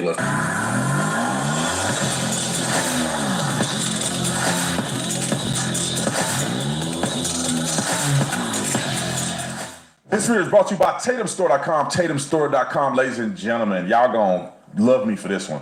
If you go to the sales section, let's start here. 70% off. I'm mad that I'm doing this, but I love you guys anyway because y'all been good to me all through the years, so I cannot complain. But some of your favorite stuff is still on here, 70% off. All you gotta do is add it to the cart, and when you add it to the cart, it'll automatically put the discount code in. However, people have been begging me about this ever since the live stream, is the Jesus shirt. So it's now live and available on the store. So get it today. This is not a part of the 70% off, but you can put it on here. If you put a 70% off in the cart, you won't be able to use 2 discount codes. And if you want to get the Jesus shirt with 20% off, just put Lucky 20 in and you'll get 20% off of this shirt. Also, make sure you check out the T section. You guys have been going crazy. We've sold out of Kahuna. we sold out of everything, actually. So you guys it just ate up all this stuff. But as soon as we have it live again, you can go get it. Click on the product, hit notify me when made available, and we'll notify you as soon as we get it back in stock. Like this video, comment on this video, share this video. Y'all know what to do. Let's get into this. All right, let's go on to the next story of Wesley Hunt. Some of you guys know Representative Wesley Hunt. He's a representative in the state of Texas. I don't know what district he's in, but Wesley Hunt is from the state of Texas. I've seen him a few times. I don't know if you know who D.L. Hugley is. He's probably one of the best historical comedians that are black in America. I think he's probably top 15 comedians prolifically in America. Now, he didn't fell off the rails. He got Trump derangement syndrome that's out of control. That dude has literally said on the radio some crazy stuff about me so much that my uncle said, man, I don't like that dude. He said something crazy about you on the radio the other day. D.L. Hugley will never sit down and debate me on any of these topics because he's a complete coward, in my personal opinion. But D.L. Hugley loved to bash black people who are conservative. Congressman Wesley Hunt from Texas, he saw Don's appearance with Bill Maher, and he said, "I'm a proud husband, father of 3, combat veteran, West Point graduate, Ivy League triple degree holder, and a U.S. congressman. You know how I achieved that, Don? By being a serious, rational person." Let's be real. How many people with those same qualifications have been fired and called DEI? Kamala Harris was called DEI for having those exact same qualifications. So let's not pretend that he rolled out his resume. That resume among his people, among other people, would be DI. They would say he wasn't worthy of it. So that's what you have to do when you're a MAGA black person. The very defenses that people use to demean other black people, you have to pretend like you didn't hear them. If a black man said the exact same thing and he wasn't MAGA Republican and he was in a high position in Congress, they would say he was DII. But Wesley Hunt had a response to him, and I want y'all to watch it. Roll it. Congressman Wesley Hunt from Texas, he saw Don's appearance with Bill Maher, and he said, "I'm a proud husband, father of 3, combat veteran, West Point graduate, Ivy League triple degree holder, and a U.S. congressman. You know how I achieved that, Don? by being a serious, rational person. Let's be real. How many people with those same qualifications have been fired and called DEI?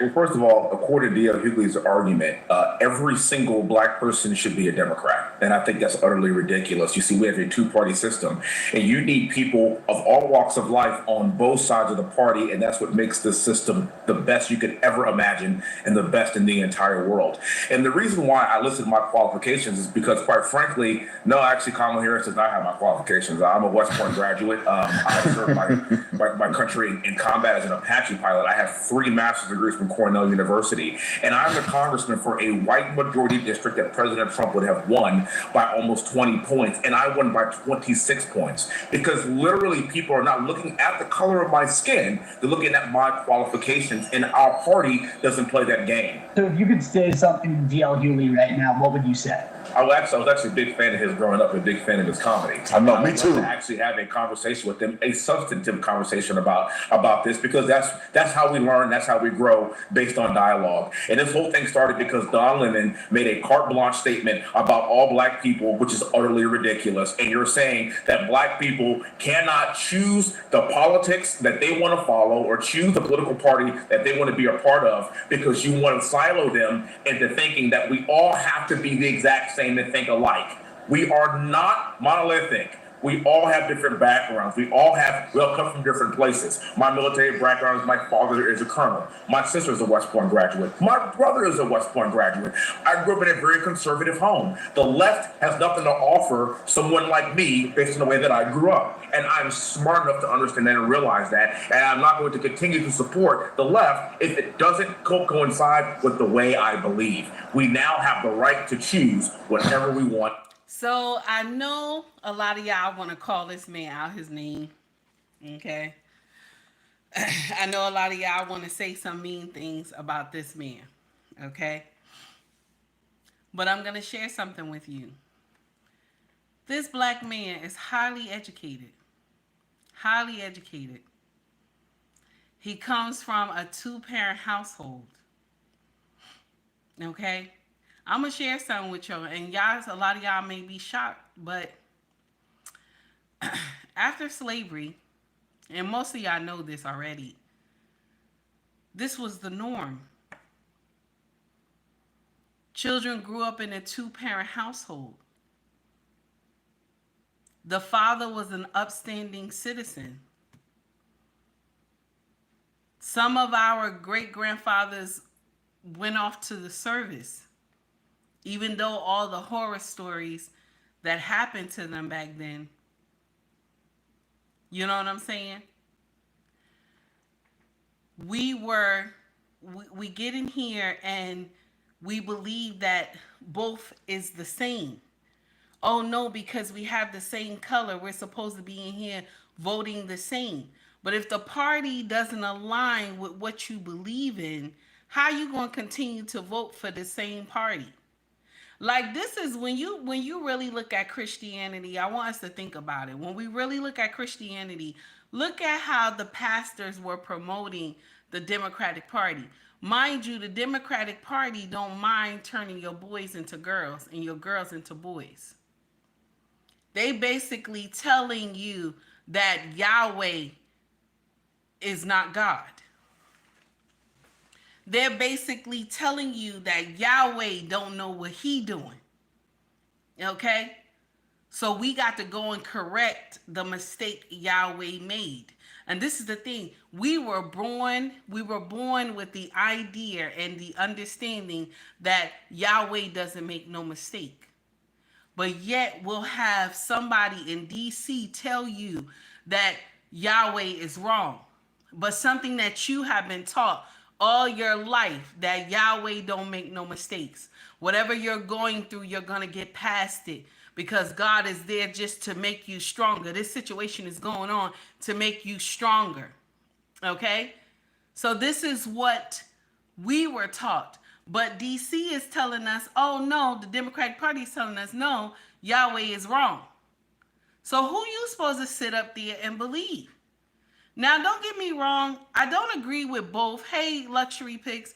I don't agree with either or, okay? Republican and Democrat, they both got problems. That's why I'm an independent. But the truth is, what Trump is doing is not bad. That's the uncomfortable truth. What Trump is doing is not bad. Only thing I dislike what he did is the Gaza thing. The Gaza thing I don't agree with.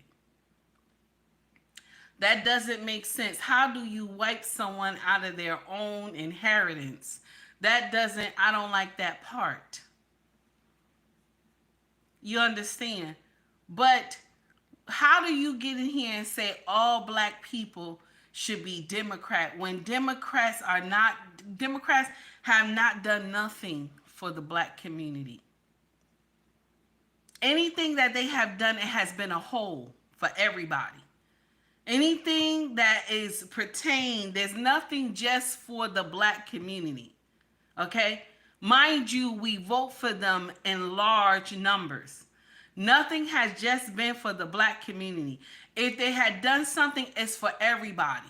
It's for everybody. DEI was supposed to be for who? The black community. DEI was supposed to be just for the black community. But everybody else got it. That's dumb. That's dumb. But mind you, they can put something away for the rainbow community. They can put something away for the Asian community. But for the black community, they can't do nothing. They can't do she. But what they will say is that, oh, this program is for everybody. They don't have nothing directly for this program. This program is for African American people. They don't have nothing like that. They don't. But people will get in here and say, no, they have done this, they have done that. All I have seen over the years is that every agenda that they have done has hurt us. When it comes to Planned Parenthood, and even our own pastors were promoting that in our neighborhoods. And the Bible says, thou shalt not kill. But yet, this is what they promote. All those backsliding pastors who's in the community promoting this. Oh, yeah, you can have a deletion, this and that, whatever. You know, you can't raise the baby, this and that. Instead of talking to this woman about you need to get married. You should not be having all these children. You don't preach the word of God correctly. Not that, oh, you could get out of having a baby. Now, Take Heed is not exempt from this. Now, you know, I had told y'all I got blood on my hands. Take Heed is not exempt from this. And still think about this thing since this happened when I was very young. And as old as I am now, it still breaks my heart. But this is what y'all don't tell these young women. You don't tell them that this thing will stay with them forever. Nobody would tell me, even though people say, God forgave you, take heed. Nobody could tell me. I don't care how many times you tell me, God forgave you, take heed.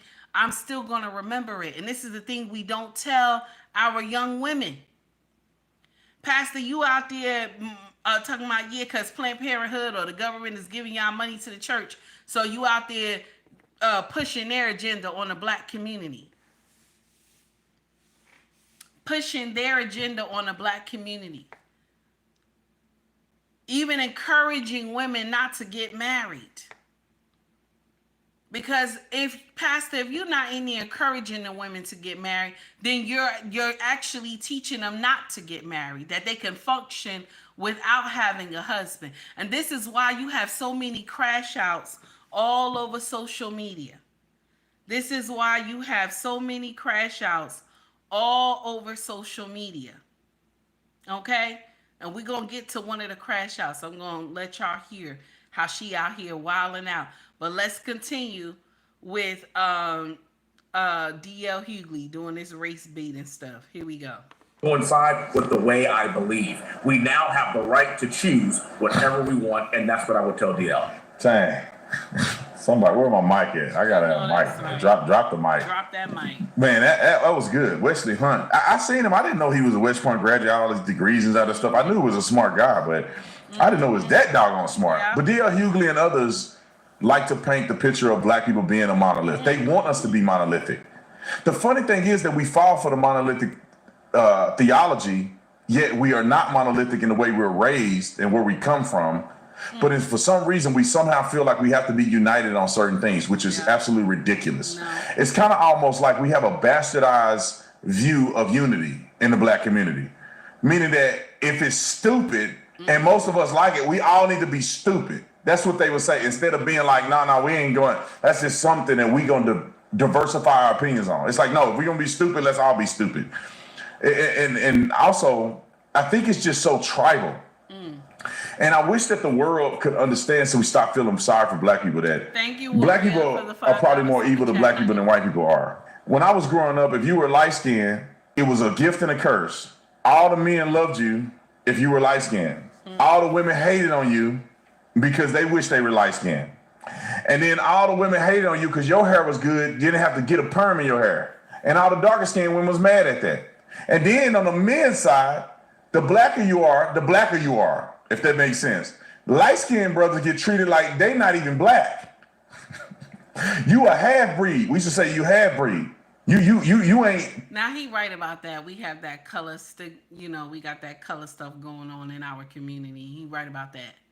Okay? Because you always have some light-skinned woman to get in here and call you blackie, and you'll always get a dark-skinned woman in here calling you red bone or high yellow or something like that. You know what I'm saying?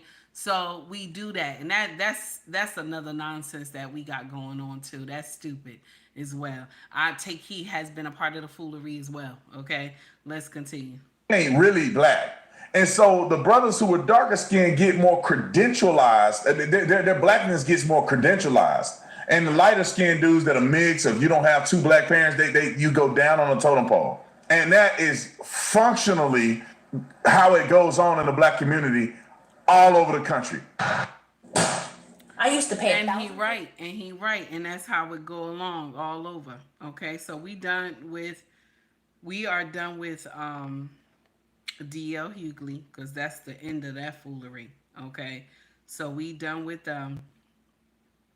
But what we are gonna do, we're gonna run over here real quick, and I want y'all to hear this woman do a crash out. But before we do, okay, Warrior of Truth for the $5 super chat. He said, yes, %. Good show. Thank you so much, honey. Thank you so much. Here we go. Thank you, Warrior of Truth. I appreciate you, baby, for the $5 super chat. So now let's get back into the nonsense, okay? So I was going through my Instagram, okay, and I said, this is crazy. I was going through my Instagram and I was like, this is crazy.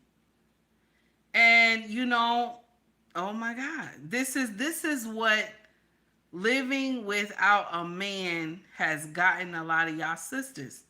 Boss chick, I could do everything. I don't need nobody. You know what I'm saying? I got my own shit. And this is where this situation landed a lot of y'all sisters. Okay? This stuff landed a lot of y'all sisters in some foolery.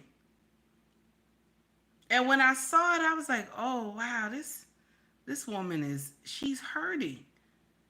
And it's hard to give a correction because you see your own sister hurting. Okay? It's hard to get that correction. Okay? Renee said, take heed. I'm using my birthday money at UBA for a denim jacket. LOL. Okay, baby. All right, no problem, honey. So I want y'all to hear this and how this woman crashed out. Okay? And because we have been taught that, and let me say it right. I'm sorry. We have been taught this, and nobody has come to correct. Except the brothers is like, no, you need us. You need us. Stop getting in here talking about you can do everything by yourself. You can raise these kids by yourself. We have been taught. Surviving. Oh my God, every day trying to figure out how I'm going to keep over my head, how I'm going to eat. Let people understand. Instead of still, I thought it would never be in this situation ever. And now I'm in this situation, I don't know what the fuck to do. And I'm losing it.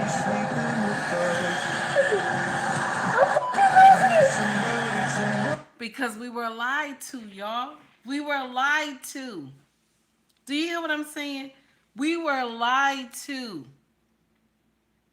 See, we were told that make your own money, be independent, do it all by yourself. You don't need no man. You know what I'm saying? Men ain't shit. They gonna never be shit. They never was shit. This is what I heard growing up. This is what I heard growing up. Girl, get them coins, get that money, this and that. Okay? Okay?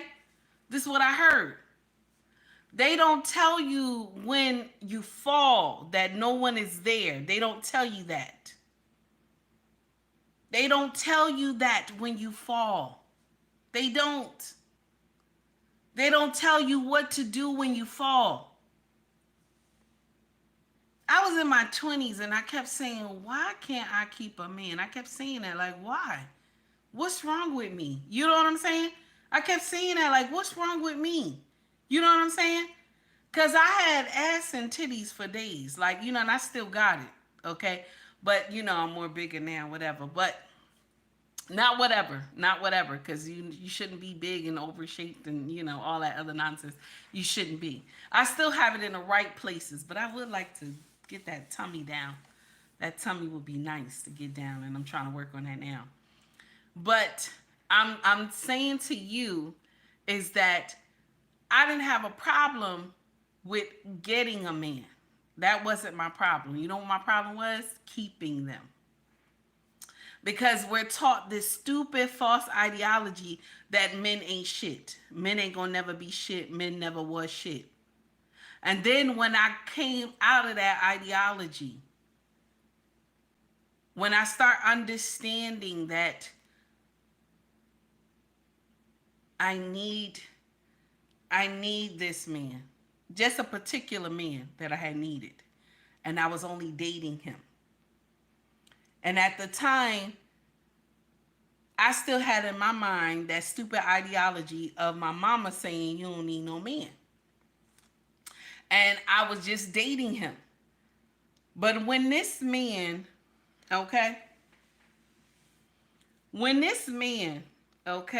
locked in on me, okay, when this man locked in on me and Yahweh told him I was his wife, I couldn't get this man off me. Like I was like locked in, like, you know, I couldn't get this man off me. I was like, wait a minute, you know what I'm saying?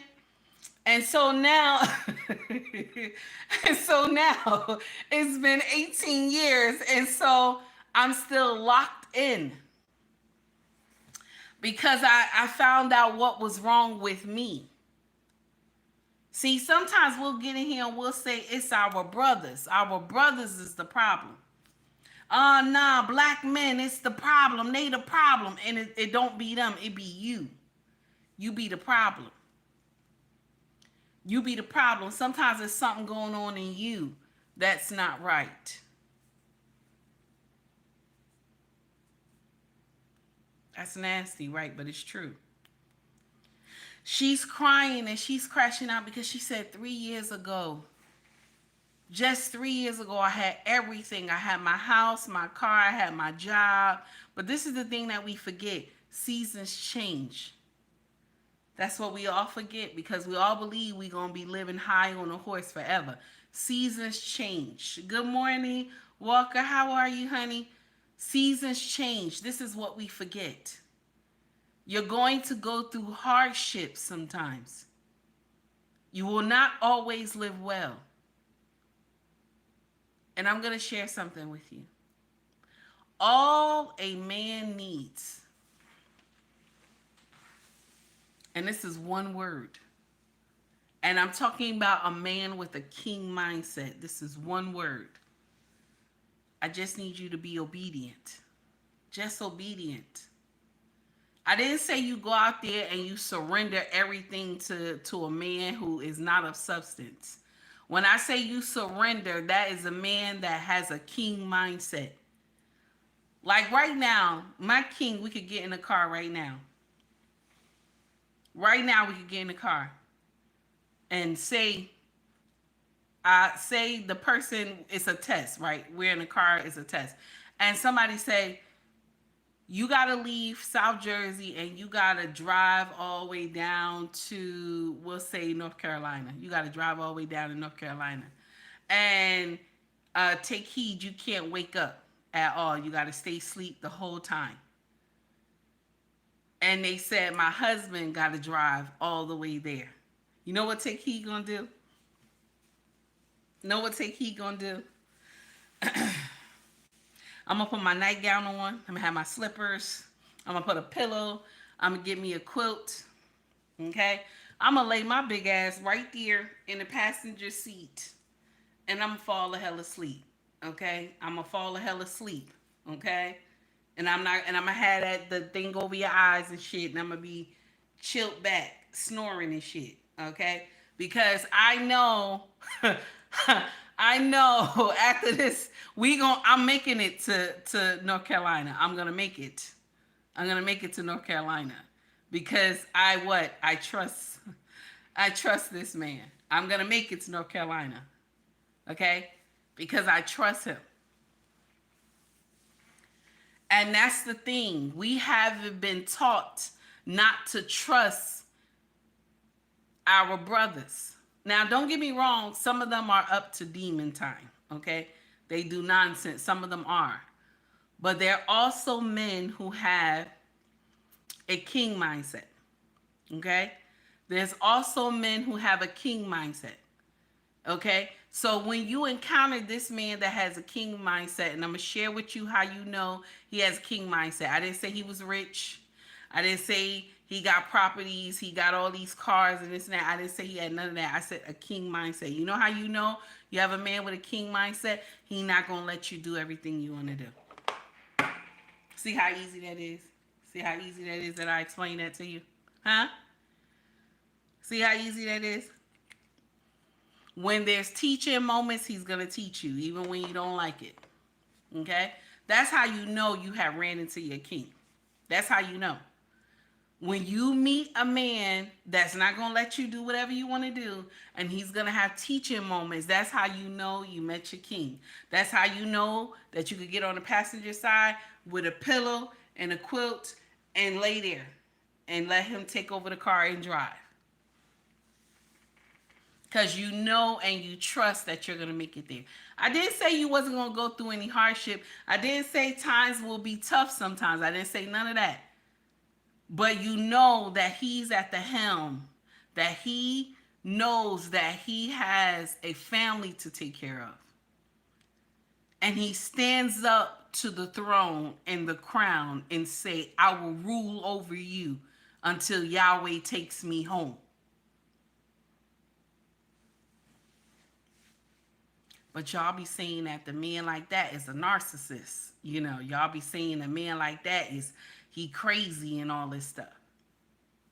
And that be the teacher. Now, don't get me wrong. There's some men that you know, they ain't right. They ain't right. But what you got to do is work on you. Clean out things that is not right in you so you won't attract this type of man. My sisters, that means you have to do the work inside. This woman is crying because now she don't have nowhere to live. She going through some shit. Oh my God. Okay? Now don't get me wrong, Taki has been through some nonsense too. Taki has been through foolery too. I will not get up here and tell you that, oh, my marriage is rosy. I've never been through nothing. That's a lie. That's a lie. But I know that I have someone that you gonna take the front and I'm gonna take the back side. We gonna work it out together. We gonna make it work no matter what. Yahweh did not meant for us to be alone. Yahweh did not meant for you to be a boss chick and you do everything on your own and you don't need nobody. And when you meet men, you get in here and tell them, I don't need you, but I want you. Who tells somebody that? I don't need you, but I want you. Okay, so now let's get to the next thing, okay? Let's get to the next foolery, okay? So, I want y'all to hear this. because this broke my heart when I heard this. And I know y'all heard it before. All right, so trigger warning, everybody. Okay, trigger warning, everybody. Okay, tell me what was missing in this boy life when y'all hear it. Tell me what was missing in this boy life. We're going to get to the story. Here we go. 10-year-old boy took the life of his own mother after she refused to buy him a video game. In 2022, Noah Mann asked his mother Kiana if she could buy him a new video game console known as a virtual reality headset. The headset itself was priced at $300 and Kiana refused to buy it due to Noah's bad behavior in school. This upset Noah so badly, he made a plan to get revenge on his mother for not listening to him. One day, Kiana was doing laundry when she was caught by surprise by her own son pointing a gun directly at her. Noah had retrieved the weapon that Kiana kept hidden in the home, and he fired 3 shots without any hesitation. Immediately after taking the life of his mother, Noah logged into her Amazon account, ordered the headset, and patiently waited for it to arrive. Police eventually discovered the horrifying scene and arrested Noah for the murder of his mother. Noah never actually got the chance to play the video game that he ordered online before being arrested. While in custody, the prosecution pushed for Noah to be charged as an adult due to the severity of his crimes. After over 2 years of debate, the controversial decision was made and Noah was officially charged as an adult in the murder of his mother. As of the current day, Noah is still in custody as he waits to stand trial for first-degree intentional homicide. This 10-year-old boy took the life... All right. You're correct. John, you are correct. There's no father. No father. This is the thing. We're raising these babies without the daddy. And I know some of y'all gonna say, well, it ain't my fault that he walked out of his child life. It ain't my fault. I'm gonna share something with you when it became your fault. When you went like this. Anybody know what that means? When you went like this, that became your fault now. Because you didn't ask for anybody to put on a condom. You're not on anything, okay? And so now the baby has come into the life, but there's nobody to take care of the baby, only you. There's not a man of substance to take care of the baby. The only thing that our community loves to do, not the only thing, but one of the things our community loves to do, we love to give pussy to Pookie and Rere. You know what I'm saying? We love to give pussy to Pookie and Rere, you know? And so Pookie and Rere already be having like 10 kids already, and so now you're baby mama number 11. You know what I'm saying? And then we'll always get in here and say, no, I can change him. If baby number 1s through 10 couldn't change him, what make you think 11 can change him? You know what I'm saying?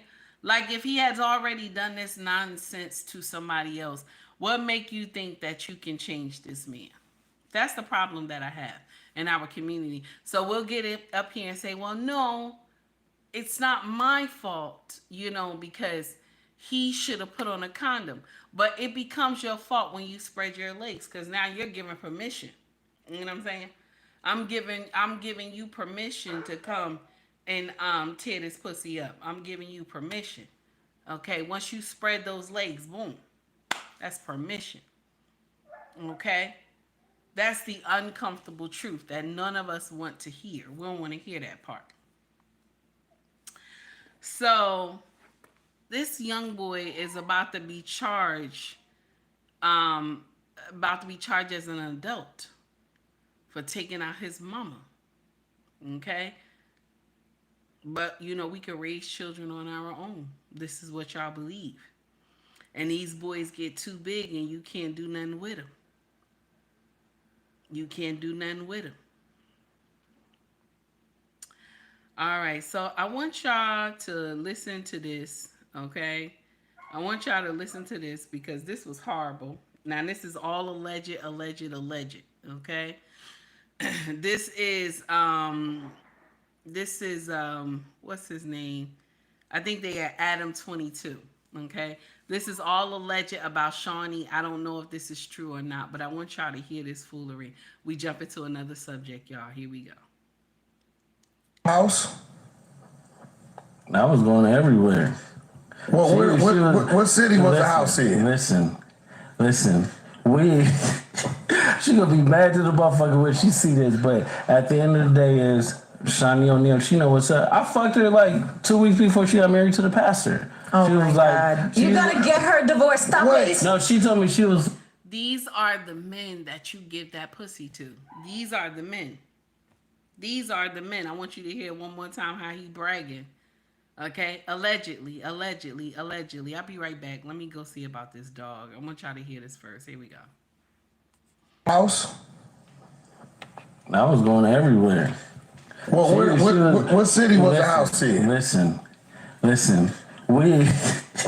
She gonna be mad to the motherfucker when she see this, but at the end of the day is Shaunie O'Neal, she know what's up. I fucked her like 2 weeks before she got married to the pastor. Oh she my was God. like, You gotta get her divorced. Stop it. No, she told me, she was like, I need some good dick before I go down the aisle. I said, Crip, I got you. What you got for me? Oh my she was God. like, I got no, you. listen, she Hold was on. like, I got 10,000 for you. I said, that's not enough. When I pulled up, she gave me 50. So. She was trying to cop. He gave you 50 High five, racks. high five, baby, high five. You got it like that? Good one. High course. five. Yo, so that's that gay ass shit. What? I mean, High Fuck five. is you getting all excited? $50,000 a day. What's the most you ever got paid to fuck? You What paid you to talking fuck. about? Going to the house? I was going everywhere. Well, what city was the house in? Listen.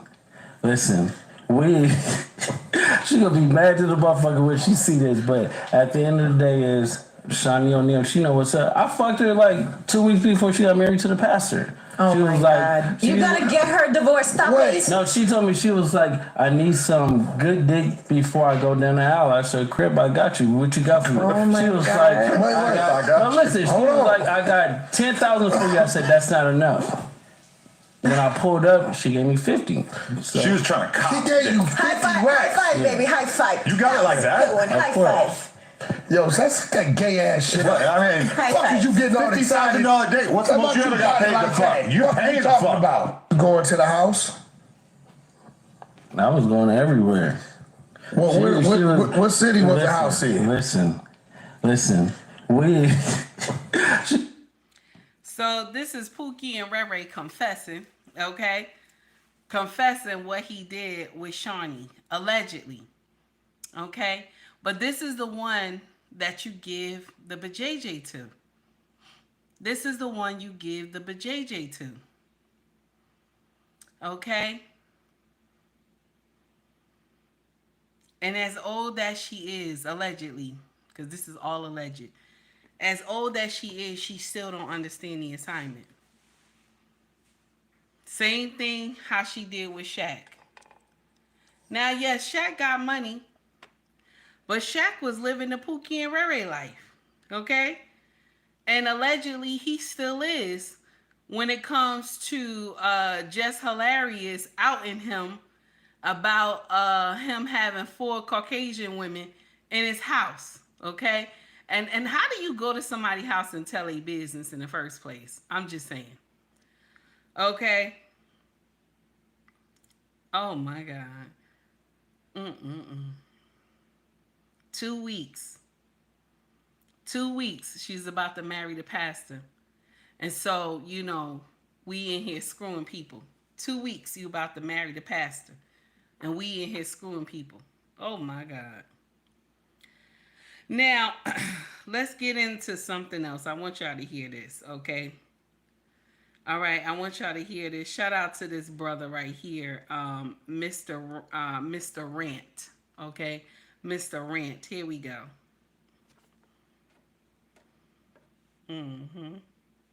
It's between me.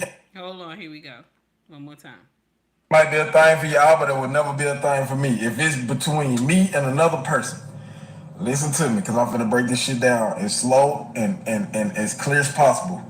Pick them, bitch.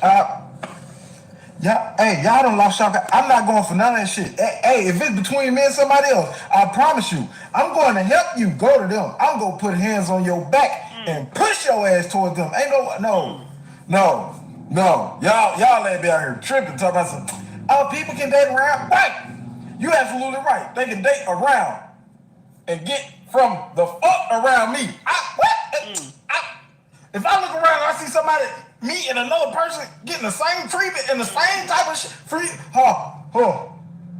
Yeah, get your ass away from me. Ain't no way in hell. I ain't going for none of that shit. Y'all, listen, it's cool for y'all. You feel me? Then y'all be saying this dumb ass shit like, if you see somebody else got my attention, apply more pressure. I'm finna apply fisticuffs.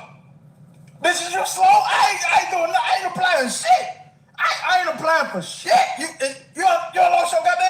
And this is what a lot of y'all do. Okay, this is what a lot of y'all do. Y'all get in here and y'all would tell this man is pursuing you. Y'all together. And something you may be off about him that you may not like. You want him to be more aggressive and stuff. So you'll talk about, oh, I got another man that, is sniffing around me. And, if you don't apply the pressure like you supposed to, then I'm going to be with another man. And men are tired of that. They're tired of that. You know what they're saying? Go ahead and be with the other man. If I'm not treating you the way you want to be treated, or you think I'm not applying pressure like I'm supposed to, then go and be with another man. And I don't disagree with them for that. If you like the content, please like and subscribe to the page. I don't disagree with him. If you want a man, you want me to start applying more pressure, and I think I'm doing a good job, but you telling me you got another man sniffing around you, I would just let you go ahead and do you. Go ahead and do you. That doesn't make sense. This is how a lot of relationships get destroyed, because we in here talking about, I need you to apply pressure. What kind of nonsense? So this is what you think. You walking up to your boyfriend and you say, well, this relationship, I'm done with this relationship. Or you walk up to your boyfriend and you say, listen, you'll get in here and you'll say, listen, I think maybe we should just be friends, We should just be friends, This is what y'all say to these men. We should just be friends, okay? We'll need to be together no more. Let's just be friends, okay? And so now when he tell you that I don't want to be friends with you, you know what I'm saying? We're done. Now, this is when you start saying, well, oh, he got another woman. He doing this, he doing that. Why he just give up? But did you not just say, let's be friends? Some of y'all send these men some horrible signals. Okay? Why is Takey saying that? Because Takey used to do that to her husband. When we first got married, I used to say to my husband, you know what? I don't think this is for me anymore. I don't know if I want to continue this marriage. And my king would tell me, I know you woke up, on the wrong side of bed this morning. Go back to sleep. Because I told you when we were dating, okay? My king always liked to remind me. I told you when we were dating that this was death do us part. So I don't know what you're doing right now. I don't know what you're saying right now, okay? But this is not helping us, okay? So go back to sleep and we'll talk about it tomorrow, okay? So I would just laugh about it. I'm like, this man is crazy. He used to tell me, you're never going to get rid of me. I don't know what you're doing. You know what I'm saying? I don't know what you're doing, because Yahweh told me that you were mine. So I don't know what's going on here. You know what I'm saying? So I always tell y'all, if it wasn't for my king, we've been divorced. If it wasn't for my king, we would have been divorced. I've been crying and stuff, but we would have been divorced, because the nonsense I used to say to this man when we first got married. Do you think Takey would say that now? My husband looks good, honey. Okay? Okay? Time has been good to this man. Okay? Time has been good to this man. When I say men age like fine wine, baby, yes, they do. Okay? Time has been good to my husband. Oh, my God. Woo! Time has been good to my husband. When I met my husband, he had no gray hair. None at all. Okay? Face was clean. No gray hair.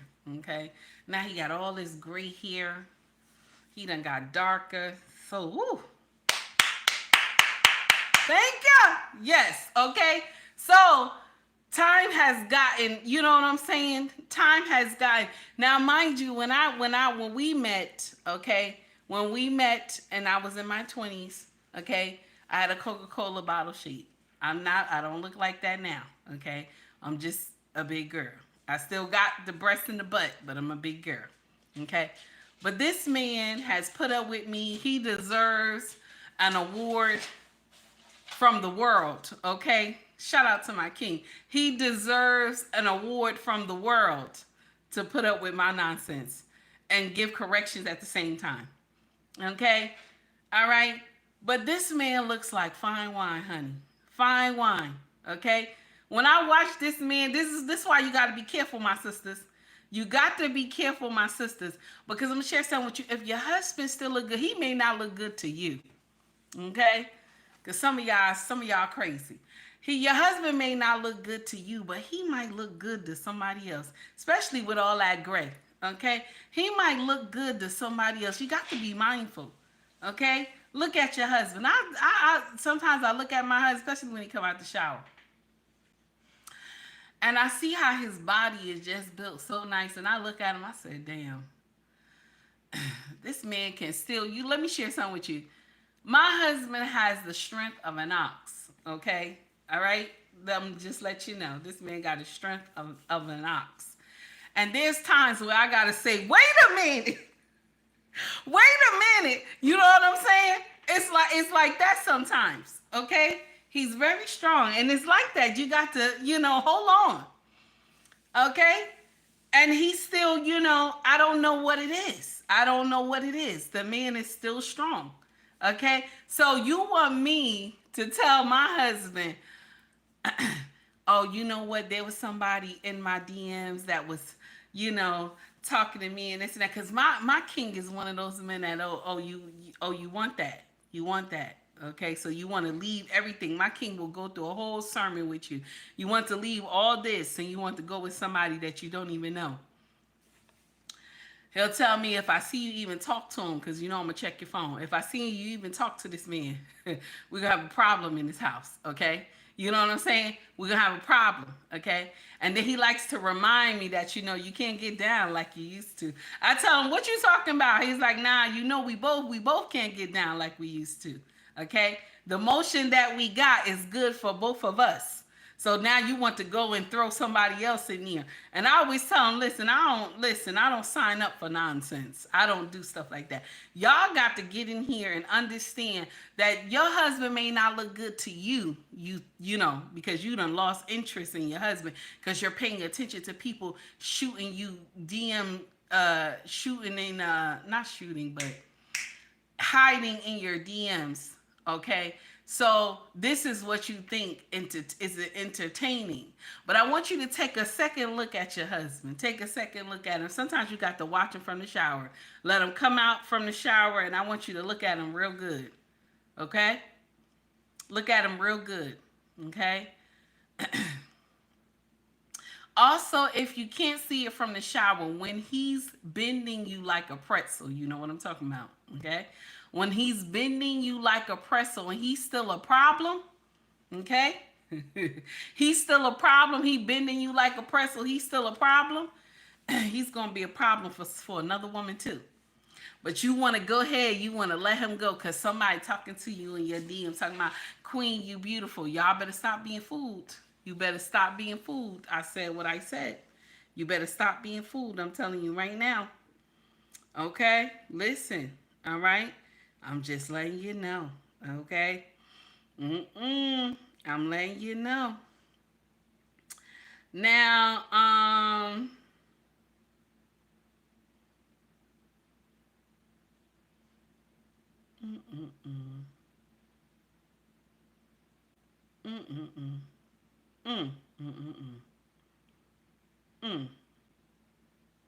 I gotta go. Okay? I gotta go. I gotta go, y'all. Okay? It's already, 2 hours and a half. I gotta go. Okay? I got to go. Okay? I gotta go. Okay? I gotta go. Yeah. I'm done. I'm finished. Okay? Thank you to everybody who came and rocked with me today. Thank you to everybody who donated to the channel. I appreciate y'all. Thank you to everybody who gave me a view and gave me a like. You understand? I appreciate you, okay? Who came and just stayed with me. Thank you so much. And whoever just came and rocked out a little bit and then left, I appreciate you. I want you to understand that if it wasn't for you, my channel would not be where it is today. I want you to always understand that. I'm not one of those content creators that get in here and be like, it's me, it's me, it's me. Nope. Because yes, I'm here, it's me, but it's y'all that come and watch me. Okay? So I appreciate y'all for that. I appreciate y'all for taking your hard-earned money and donating to my channel. Okay? I want to share that with you. Okay? I want to tell you thank you because you didn't have to, but you did. I never want to be one of those content creators that act like they don't care that you donated to their channel and they can't even give you a smiling emoji or saying thank you. I never want to be that type of content creator. So I want to say thank you to you all. Okay? Also, if you want to shop with us, our family business is called ubmrexfashion.com. Okay? Also, Mercari, POSHMARK, eBay is available in my bio. Okay? If you're interested. Okay? And if you want to buy merch, scroll to the top of the page. You will see shop or store. They got hoodies, shirts, mugs, water bottles, baby clothes. Okay? Also, thank you to, what's this brother name? Because he sent me a Cash App this morning. Thank you so much. It was a $25 Cash App. And sir, I have never seen your name before in my, on my channel. So I want to say thank you to you. Okay? Got strong. Okay? Thank you so much. Thank you for the $25 Cash App, my brother. I appreciate you.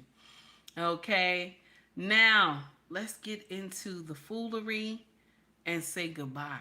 Okay? Let's get into the foolery and say goodbye. God willing, I will see y'all tomorrow. Okay? God willing, I'll see y'all tomorrow. Okay? Here we go. Here we go. We're going to go out with the Walmart song. Here we go.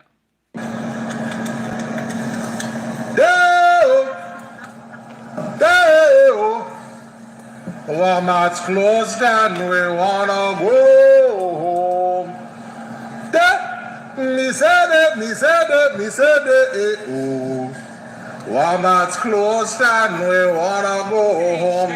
Come up to the checker line, bring up all your items. Walmart's closed and we wanna go home. Come up to the checker lines, bring up all your items. Walmart's closed and we wanna go home. Ladies and gentlemen, your local Walmart.